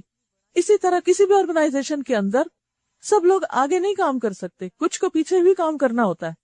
جہاں بھی ہمیں موقع ملے، ہم اگلا پہیا ہو کے پچھلا ہوں، ہم انجن ہو جو نظر نہیں آ رہا لیکن سارا کام وہی کر رہا ہے چلانے کا، ہم کچھ بھی ہوں، اگر ہماری نیت اور ہماری کوشش صحیح ڈائریکشن پر ہے تو اجر میں پیچھے نہیں رہیں گے۔ کسی کے پیچھے کام کرنے سے اجر پیچھے نہیں ہوتا، کم نہیں ہوتا۔ اجر تو نیتوں کے ساتھ ہے، اخلاص کے ساتھ ہے، کوالٹی کے ساتھ ہے، احسان کے ساتھ ہے، تقوی کے ساتھ ہے، صبر کے ساتھ ہے۔ تو والمؤمنون والمؤمنات بعضهم اولیاء بعض یأمرون بالمعروف وینہون عن المنکر ویقیمون الصلاة ویؤتون الزکاة ویطیعون اللہ ورسولہ۔ پھر آپ دیکھیے کہ صرف دوسروں کو ہی نہیں اچھا کاموں کا حکم دینا، خود بھی کچھ کرنا ہے، اور خود کرنے کے کاموں میں سب سے پہلا کام یقیمون الصلاۃ، نمازیں درست کرنی، یؤتون الزکاۃ، فریضہ ادا کرنا ہے مال میں سے خاص طور پر، اور اللہ رسول کی ہر بات ماننی ہے۔ ایسے لوگ پھر کامیاب ہوتے ہیں۔ یقیناً اللہ سب پر غالب اور حکیم و دانا ہے۔ وعد اللہ المؤمنین والمؤمنات جنات تجری من تحتها الانہار خالدین فیہا ومساکن طیبۃ فی جنات عدن ورضوان من اللہ اکبر ذالک هو الفوز العظیم۔ ان مومن مردوں اور عورتوں سے اللہ کا وعدہ ہے کہ انہیں ایسے باغ دے گا جن کے نیچے نہریں بہتی ہوں گی، اور وہ ہمیشہ ان میں رہیں گے۔ ان سدا بہار باغوں میں ان کے لیے پاکیزہ قیام گاہیں ہوں گی، اور سب سے بڑھ کر یہ کہ اللہ کی خوشنودی انہیں حاصل ہوگی۔ یہی بڑی کامیابی ہے۔ اس کامیابی کے لیے کوشش کرنی چاہیے۔ یا ایھا النبی جاہد الکفار والمنافقین واغلظ علیہم۔ اے نبی صلی اللہ علیہ وسلم، کفار اور منافقین دونوں کا پوری قوت سے مقابلہ کرو اور ان کے ساتھ سختی سے پیش آؤ۔ یہاں پر جاہد کا لفظ ہوا ہے، استعمال ہوا جہاد کا۔ نبی صلی اللہ علیہ وسلم نے کبھی بھی منافقین سے جنگ نہیں کی تھی، تو اس سے بھی یہ پتہ چلتا ہے کہ جہاد کا لفظ صرف جنگ کے لیے استعمال نہیں ہوتا، بلکہ سخت محنت اور کوشش، ان کے دھوکہ بازی اور خیانت پر صبر، ان کی سست رویوں اور کام نہ کرنے پر صبر، عین موقع پر جب کہ ایک ایک شخص کی ضرورت تھی ان کا ساتھ چھوڑ دینے پر صبر۔ تو یہ ساری چیزیں کیا ہیں؟ یہ ساری چیزیں جہاد ہیں۔ کچھ جہاد اندر ہو رہا ہوتا ہے، کچھ باہر ہو رہا ہوتا ہے، اور پھر یہ ہے کہ فرم رویہ رکھو۔ منافقین کی اصل میں خوبی کیا تھی؟ دنیاوی خوبی، وہ چکنی چپڑی باتیں کر کے دل موہ لیتے تھے۔ سورۃ منافقون میں بھی آتا ہے کہ اذا رأیتہم تعجبک اجسامہم، دیکھو تو ان کو دیکھتے رہ جو ان کے جسم تمہیں انتہائی متعجب کر دیں، اور اگر وہ بات کریں تسمعوا لقولہم، تو تم ان کی باتیں سنتے رہ جاؤ۔ یعنی اگر وہ باتیں کریں تو تم ان کی باتوں میں کھو جاؤ، مطلب وہاں سن کے ایسے، شکلیں ایسی، لیکن اندر سے کھوٹے کھوکھلے۔ اب ایسے لوگوں سے جب واسطہ پیش آتا ہے انسان کو، تو جب وہ ملتے ہیں تو اتنے ایکسائٹیڈ اور ایسی بڑی بڑی باتیں کرتے ہیں جیسے پتہ نہیں وہ کون سے آسمان کے تارے توڑ کے لانے والے دین کی خدمت میں، لیکن جب عمل کے میدان میں دیکھتے تو کچھ بھی نہیں کر کے دیتے۔ تو پھر انسان کیا دھوکہ ہی کھاتا رہے؟ کیا ان پہ ڈیپینڈ کر کے کوئی کام نہ کرے؟ نہیں۔ اب کیا کرو؟ وغلظ علیہم، فم رہو ان کے سامنے۔ ومأواہم جہنم وبئس المصیر، آخر کار ان کا ٹھکانہ جہنم ہے اور وہ بدترین جائے قرار ہے۔ یہ لوگ خدا کی قسم کھا کھا کر کہتے ہیں ہم نے وہ بات نہیں کی، حالانکہ انہوں نے ضرور وہ کافرانہ بات کہی ہے۔ وہ کیا بات تھی؟ احادیث میں کچھ ذکر ملتا ہے اس کا۔ مثلا ایک نے کہا کہ اگر یہ سب کچھ واقعی برحق ہے جو نبی صلی اللہ علیہ وسلم پیش کرتے ہیں تو پھر ہم تو گدھوں سے بھی بدتر ہیں۔ اسی طرح تبوک کے سفر میں ایک اور جگہ نبی صلی اللہ علیہ وسلم کی اونٹنی گم ہو گئی، اور مسلمان اس کو تلاش کرنے لگے۔ تو اس میں منافقوں کا ایک گروہ آپس میں بیٹھ کے خوب ہنسی مذاق اڑا رہا تھا کہ ویسے تو یہ صاحب آسمان کی خبریں سناتے ہیں اور ان کو یہ پتہ نہیں کہ ان کی اونٹنی کہاں گئی، یہ ساتھ ہے جنگ میں لیکن پیچھے بیٹھ کے ایسی باتیں کر رہے ہیں۔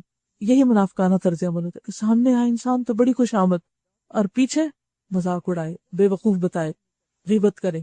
یہ مومن کا طرز عمل نہیں ہوتا، یہ منافقت ہوتی ہے۔ اب اللہ سبحانہ و تعالیٰ بعض اوقات وحی کے ذریعے، بعض اوقات کسی انسان کے ذریعے خبر پہنچا دیتے تھے آپ کو کہ کون کیا کر رہے ہیں، آپ کو پتہ ہوتا تھا، لیکن آپ ان کے خلاف ایسے ایکشن نہیں لیتے تھے کہ ان کو سامنے لا کے کہیں کہ تم نے فلاں ایسا اور ایسا، کہ اس بات کو بیچ میں رہنے دیا جاتا۔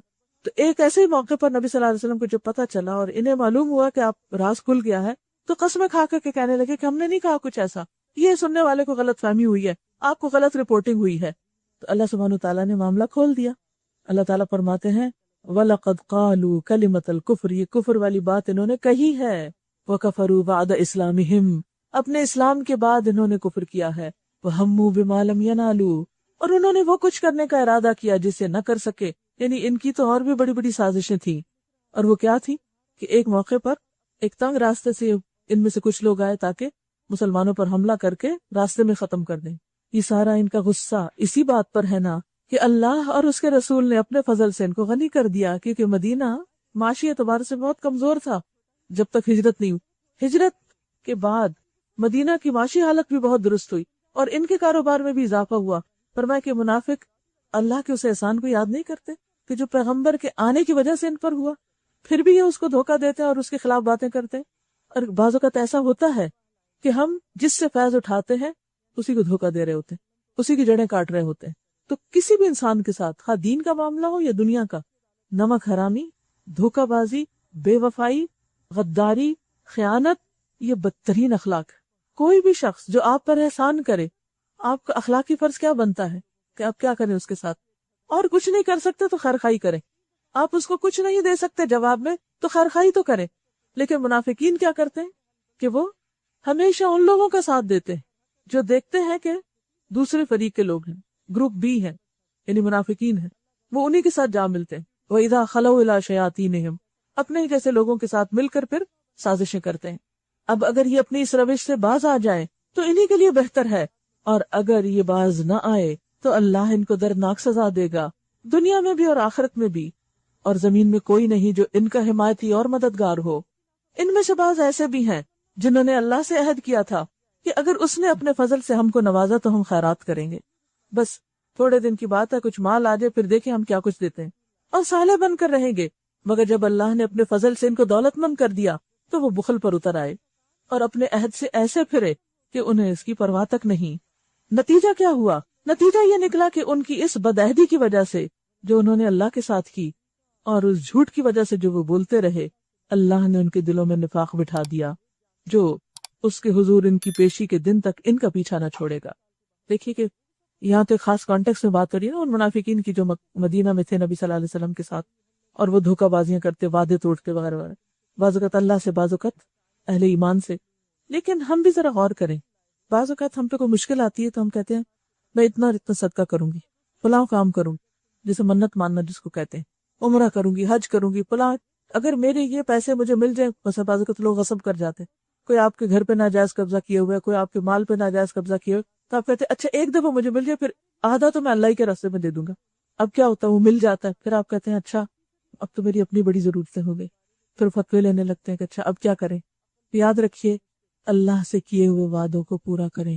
شروع میں ذکر ہوا تھا فاسق کون تھے؟ جو اللہ سے کیے ہوئے عہد توڑتے ہیں، اور مومن کی پہچان کیا ہے کہ جب وہ اللہ کا نام لے کر خود اللہ سے کوئی وعدہ کر لیتے ہیں یا بندوں سے کر لیتے ہیں تو وہ اس کو نبھاتے ہیں، اور جو ایسا نہ کرے، اللہ سے کیے ہوئے وعدوں کو توڑے، تو پھر اس کی سزا کیا ہوتی ہے کہ اللہ تعالیٰ دلوں کو مردہ کر دیتا ہے، بے حس کر دیتا ہے، نیکی کے کاموں سے محروم کر دیتا ہے، خیر اور بھلائی کی طرف نکلنے کے لیے دل نہیں چاہتا۔ اور چونکہ انہوں نے تو براہ راست اتنا بڑا دھوکہ کیا تو اللہ تعالیٰ نے قیامت تک ان کے اوپر نفاق کا ٹھپا لگا دیا، ان سے ایمان کی توفیق چھین لی۔ کیا یہ لوگ جانتے نہیں کہ اللہ کو ان کے مخفی راز اور ان کی پوشیدہ سرگوشیاں تک معلوم ہے؟ چپ کے جو کہتے ہیں وہ بھی پتہ ہے، اور وہ تمام غیب کی باتوں سے پوری طرح باخبر ہے۔ وہ خوب جانتا ہے کہ ان کنجوس دولت مندوں کو جو برضا اور رغبت دینے والے اہل ایمان کی قربانیوں پہ باتیں چاٹتے ہیں اور ان لوگوں کا مذاق اڑاتے ہیں جن کے پاس راہ خدا میں دینے کے لیے اس کے سوا کچھ نہیں، جو وہ اپنے اوپر مشقت برداشت کر کے دیتے ہیں۔ اشارہ ہے اس واقعے کی طرف جب غزوہ تبوک کے موقع پر ایک غریب مسلمان ساری رات ایک یہودی کا کنواں چلا کر صبح مٹھی بھر کھجوریں کما کے صدقہ کرنے کے لیے آیا، تو منافقین نے دیکھا تو ہنسنے لگے کہ یہ چلے ہیں روم فتح کرنے مٹھی بھر کھجوروں کے ساتھ، دیکھیے کیا ہوتا ہے ان کے ساتھ۔ ہر موقع پر وہ مذاق اڑاتے تھے، کیونکہ وہ خیر خواہ نہیں تھے مسلمانوں، وہ ان کو اپنا نہیں سمجھتے تھے۔ اب دیکھیے جس کو آپ اپنا سمجھتے ہیں اس کی غلطی پر آپ یا اس کی کمی پہ آپ دکھی ہوتے ہیں۔ ایسے میں تو ہونا یہ چاہیے تھا، اگر یہ خیر خواہ تھے کہ اگر کوئی ایک مٹھی لایا ہے تو اس کی قدردانی کرتے اور اس کو اپریشیٹ کرتے، اور ان کے بھی دل پگھلتے اور یہ خود بھی کچھ کرتے، کیونکہ بعض اوقات ہم کسی کو دیکھتے نہیں کہ وہ مشکل حالات میں کوئی کام کر رہا ہے تو ہمیں اس پر بھی پیار آتا ہے اور اس کے لیے دعا بھی نکلتی ہے، اور پھر ہم اس کی مدد بھی کرتے ہیں کہ اس کے لیے آسانی پیدا کرے، نہ کہ مذاق اڑانے لگتے ہیں۔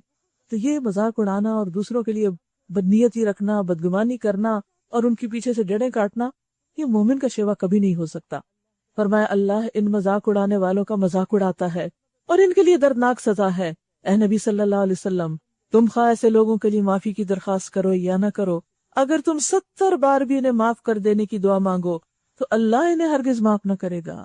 منافقت ایسی بدترین بیماری ہے کہ جس کا مریض مر جائے تو اس کے لیے دعا کرنے والوں کی دعا بھی اس کو نہیں پہنچتی۔ اگر کوئی منافقت کی حالت میں جان دے دے، اللہ رسول کا مذاق اڑاتے، دین والوں کا مذاق اڑاتے، دین والوں کو دھوکہ دیتے، ان کی مخبری کرتے، ان کو سپائے کرتے اور ان کو نقصان دیتے، تو پھر بظاہر وہ مسلمان کی حیثیت سے کیوں نہ مرا ہو، اس کے مرنے پر جو جنازہ پڑھا جائے گا یا بعد میں دعائیں کی جائیں گی، اللہ تعالیٰ فرماتے ہیں اے ان کے لیے تو کوئی دعا بھی قبول نہیں ہوگی۔ اور پھر نبی کی دعا قبول نہیں ان کے لیے، استغفر لہم او لا تستغفر لہم ان تستغفر لہم 70 مرہ فلن یغفر اللہ لہم۔ کیوں؟ ذالک بانہم کفروا باللہ ورسولہ، یہ اس لیے کہ انہوں نے اللہ اور اس کے رسول کے ساتھ انکار کیا، ان کی بات نہیں مانی۔ واللہ لا یہدی القوم الفاسقین، اور اللہ فاسق لوگوں کو ہدایت نہیں دیتا۔ فرح المخلفون بمقعدہم خلاف رسول اللہ، جن لوگوں کو پیچھے رہ جانے کی اجازت دے دی گئی تھی وہ اللہ کے رسول کا ساتھ نہ دینے اور گھر بیٹھ رہنے پر خوش ہوئے، اور انہیں گوارا نہ ہوا کہ اللہ کی راہ میں جان اور مال سے جہاد کریں۔ انہوں نے لوگوں سے کہا کہ اس سخت گرمی میں نہ نکلو، ان سے کہو کہ جہنم کی آگ اس سے زیادہ گرم ہے، کاش انہیں اس کا شعور ہوتا۔ اب چاہیے کہ یہ لوگ ہنسنا کم کریں اور روئیں زیادہ، اس لیے کہ جو بدی یہ کماتے رہے ہیں اس کی جزا ایسی ہی ہے کہ انہیں اس پر رونا چاہیے۔ اگر اللہ ان کے درمیان تمہیں واپس لے جائے اور آئندہ ان میں سے کوئی گروہ جہاد کے لیے نکلنے کی تم سے اجازت مانگے تو صاف کہہ دینا اب تم میرے ساتھ ہرگز نہیں چل سکتے۔ یعنی جن کو بار بار بلایا جائے نیکی کے کام کے لیے اور پھر بھی وہ شو اپ نہ کریں، اور پھر اس کے بعد یہ ہے کہ شامل ہوں بھی تو بددلی کے ساتھ، تو ایسے لوگوں کو پھر کام نہیں دینا چاہیے۔ کیوں؟ کیونکہ وہ کام میں مزید رکھنے ڈالیں گے اور فتنہ فساد کھڑا کریں گے۔ تو جب انسان کو کسی کا تجربہ ہو جائے کہ اس کو دین کے کام سے کوئی دلچسپی نہیں، وہ عین شدید ضرورت کے وقت پیچھے رہ جاتا ہے، گھر بیٹھ رہتا ہے، کوئی قربانی کرنا نہیں چاہتا، صرف اپنے ذاتی مفادات کو ترجیح دیتا ہے، تو پھر ایسے لوگوں سے بار بار دھوکہ نہیں کھانا چاہیے، کیونکہ کیا ہوگا کہ آئندہ بھی وہ اسی طرح مخلص لوگوں کا مذاق اڑا کے ان کی دل شکنی کرتے رہیں گے، اور پھر اس دین کو بعض اوقات نقصان باہر سے نہیں ہوتا، خود اندر کے لوگوں سے ہوتا ہے جو جڑیں کھوکھلی کرتے ہیں، اور دین ترقی کرنے کے بجائے پیچھے ہو جاتا ہے، نیچے ہو جاتا ہے۔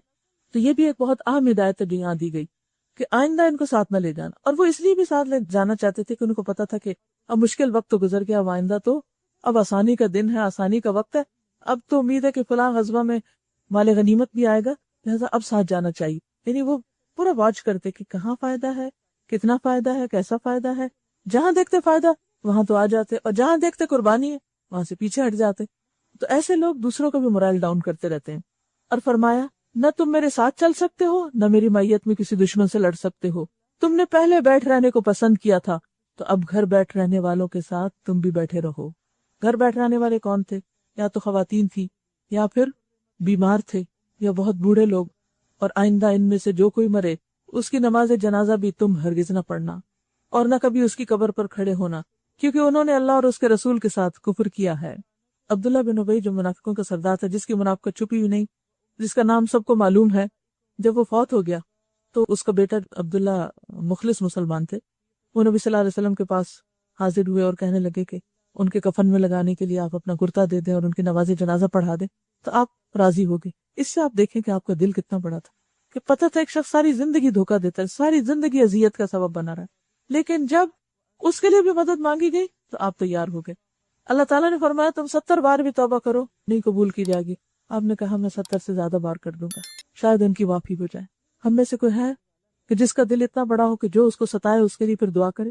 تو وہ تو آپ کا اخلاق تھا، لیکن اللہ سبحانہ تعالیٰ کی طرف سے فرما دیا گیا کہ آج کے بعد نہ ان کا جنازہ پڑھیں گے آپ، نہ جنازے کے ساتھ جائیں گے، نہ ان کو کفن دیں گے، نہ کچھ اور، ان سے ایک طرح سے الگ ہی رہیں، کیونکہ انہوں نے اللہ اور اس کے رسول کے ساتھ کفر کیا ہے اور وہ اس حال میں مرے ہیں کہ وہ فاسق تھے۔ وَلَا تُعْجِبْكَ أَمْوَالُهُمْ وَأَوْلَادُهُمْ، ان کے مال اور اولادیں تمہیں حیرت میں نہ ڈالیں، ان کی مالداری اور کثرت اولاد تم کو دھوکے میں نہ ڈالیں۔ کیوں؟ کیونکہ انہوں نے یہ مال اور اولاد میں ترقی کی ہے دین کی ذمہ داریوں کو پس پش ڈال کے، دین کو نقصان پہنچا کے، تو ان سے امپریس ہونے کی ضرورت نہیں۔ کیونکہ عام طور پر جب ہم دیکھتے ہیں نا کسی کے پاس مال زیادہ ہی، اس کے بچے بہت بڑے بڑے عہدوں پہ پہنچ گئے، تو ہم یہ سوچتے ہیں کہ یہ شخص تو بہت ہی اللہ کا کوئی پیارا ہے، اگر یہ برا ہوتا تو اس کو اتنا کچھ تو نہ ملتا۔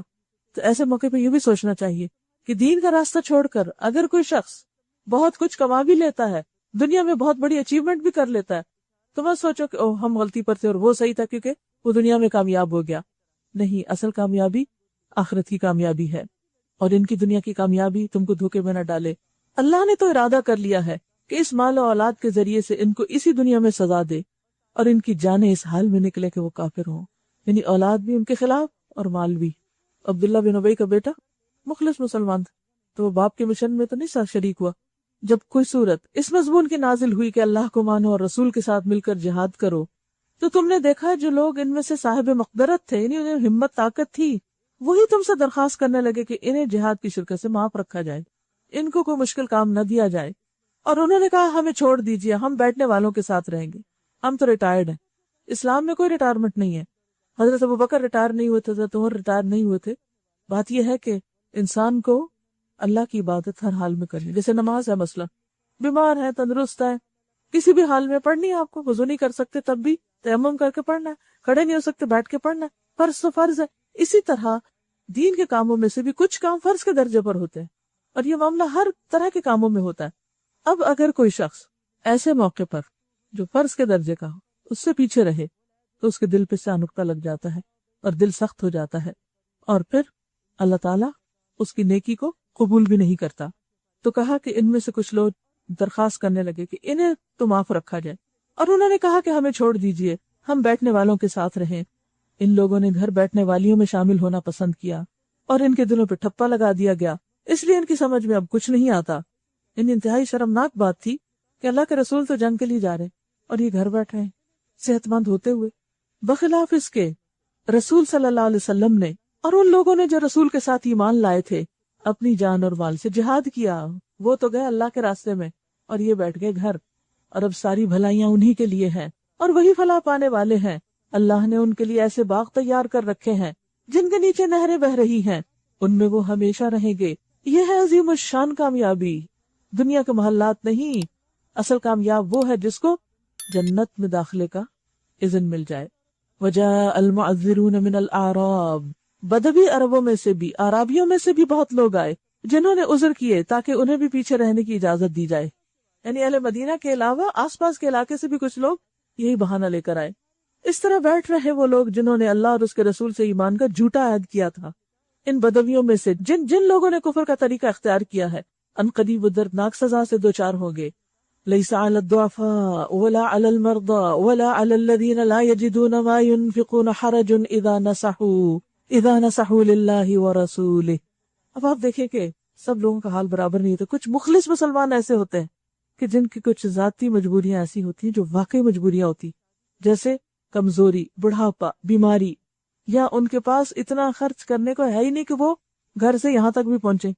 تو فرمایا ضعیف اور بیمار لوگ اور وہ لوگ جو شرکت جہاد کے لیے راہ نہیں پاتے، ریسورسز ہی نہیں، اگر پیچھے رہ جائیں تو کوئی حرج نہیں، جبکہ وہ خلوص دل کے ساتھ اللہ اور اس کے رسول کے وفادار ہوں۔ اصل چیز ہے وفاداری، نہ کہ انسان ایسے موقع کو آرام کا موقع سمجھ کے کہے چلو شکر ہے مشقتوں سے جان بچ گئی۔ ایسے محسنین پر اعتراض کی کوئی گنجائش نہیں، اور اللہ درگزر کرنے والا اور رحم فرمانے والا ہے۔ اسی طرح ان لوگوں پر بھی کوئی اعتراض کا موقع نہیں جنہوں نے خود آ کر تم سے درخواست کی تھی کہ ہمارے لیے سواریاں بہم پہنچائی جائیں، اور جب تم نے کہا کہ میں تمہارے لیے سواریوں کا انتظام نہیں کر سکتا تو وہ مجبوراً واپس گئے، اور ان کا حال یہ تھا کہ ان کی آنکھوں سے آنسو جاری تھے، اور انہیں اس بات پر بڑا رنج تھا کہ وہ اپنے خرچ پر شریک جہاد ہونے کی قدرت نہیں رکھتے۔ ان کو یہ بڑا دکھ تھا کہ ان کے پاس اتنا ہے نہیں کہ وہ ساتھ جا سکیں۔ البتہ اعتراض ان لوگوں پر ہے جو مالدار ہیں اور پھر بھی تم سے درخواستیں کرتے ہیں کہ انہیں شرکت جہاد سے معاف رکھا جائے۔ انہوں نے گھر بیٹھنے والیوں میں شامل ہونا پسند کیا اور اللہ نے ان کے دلوں پہ ٹھپا لگا دیا، اس لیے اب یہ کچھ نہیں جانتے کیا کہ ان کے ساتھ اب کیا ہوگا۔ یہ چند دن کی بھول، چند دن کے آرام کا شکار ہے۔ کل ان کے ساتھ جب کچھ ہوگا تو پھر ان کو ہوش آئے گی، لیکن پھر کل تو پلٹنے کا اور کام کرنے کا وقت نہیں۔ تو اللہ تعالیٰ سے دعا ہے کہ وہ ہمارے اندر سے ہر طرح کی کمزوری اور نفاق کو دور کر دے، اور ہم سے وہ کام لے لے جو اس کی پسند کے ہوں، اور ہمارے دل کو اتنا کھلا کر دے کہ ہم ہر ایک کے ساتھ بھلائی کرنے والے ہوں۔ تمام باعث سے اٹھ کر الحمدللہ 10 پارے مکمل ہوئے، اور 1/3 جو ہے وہ آپ کا پورا ہو گیا۔ اللہ تعالیٰ اگلا بھی صحیح طور پر پڑھنے اور سمجھنے کی توفیق دے۔ وآخر دعوانا ان الحمدللہ رب العالمین۔ سبحانک اللہم و بحمدک، نشہد ان لا الہ الا انت، نستغفرک و نتوب الیک۔ آپ میں سے کوئی کچھ کہنا چاہتا ہو تو موسٹ ویلکم۔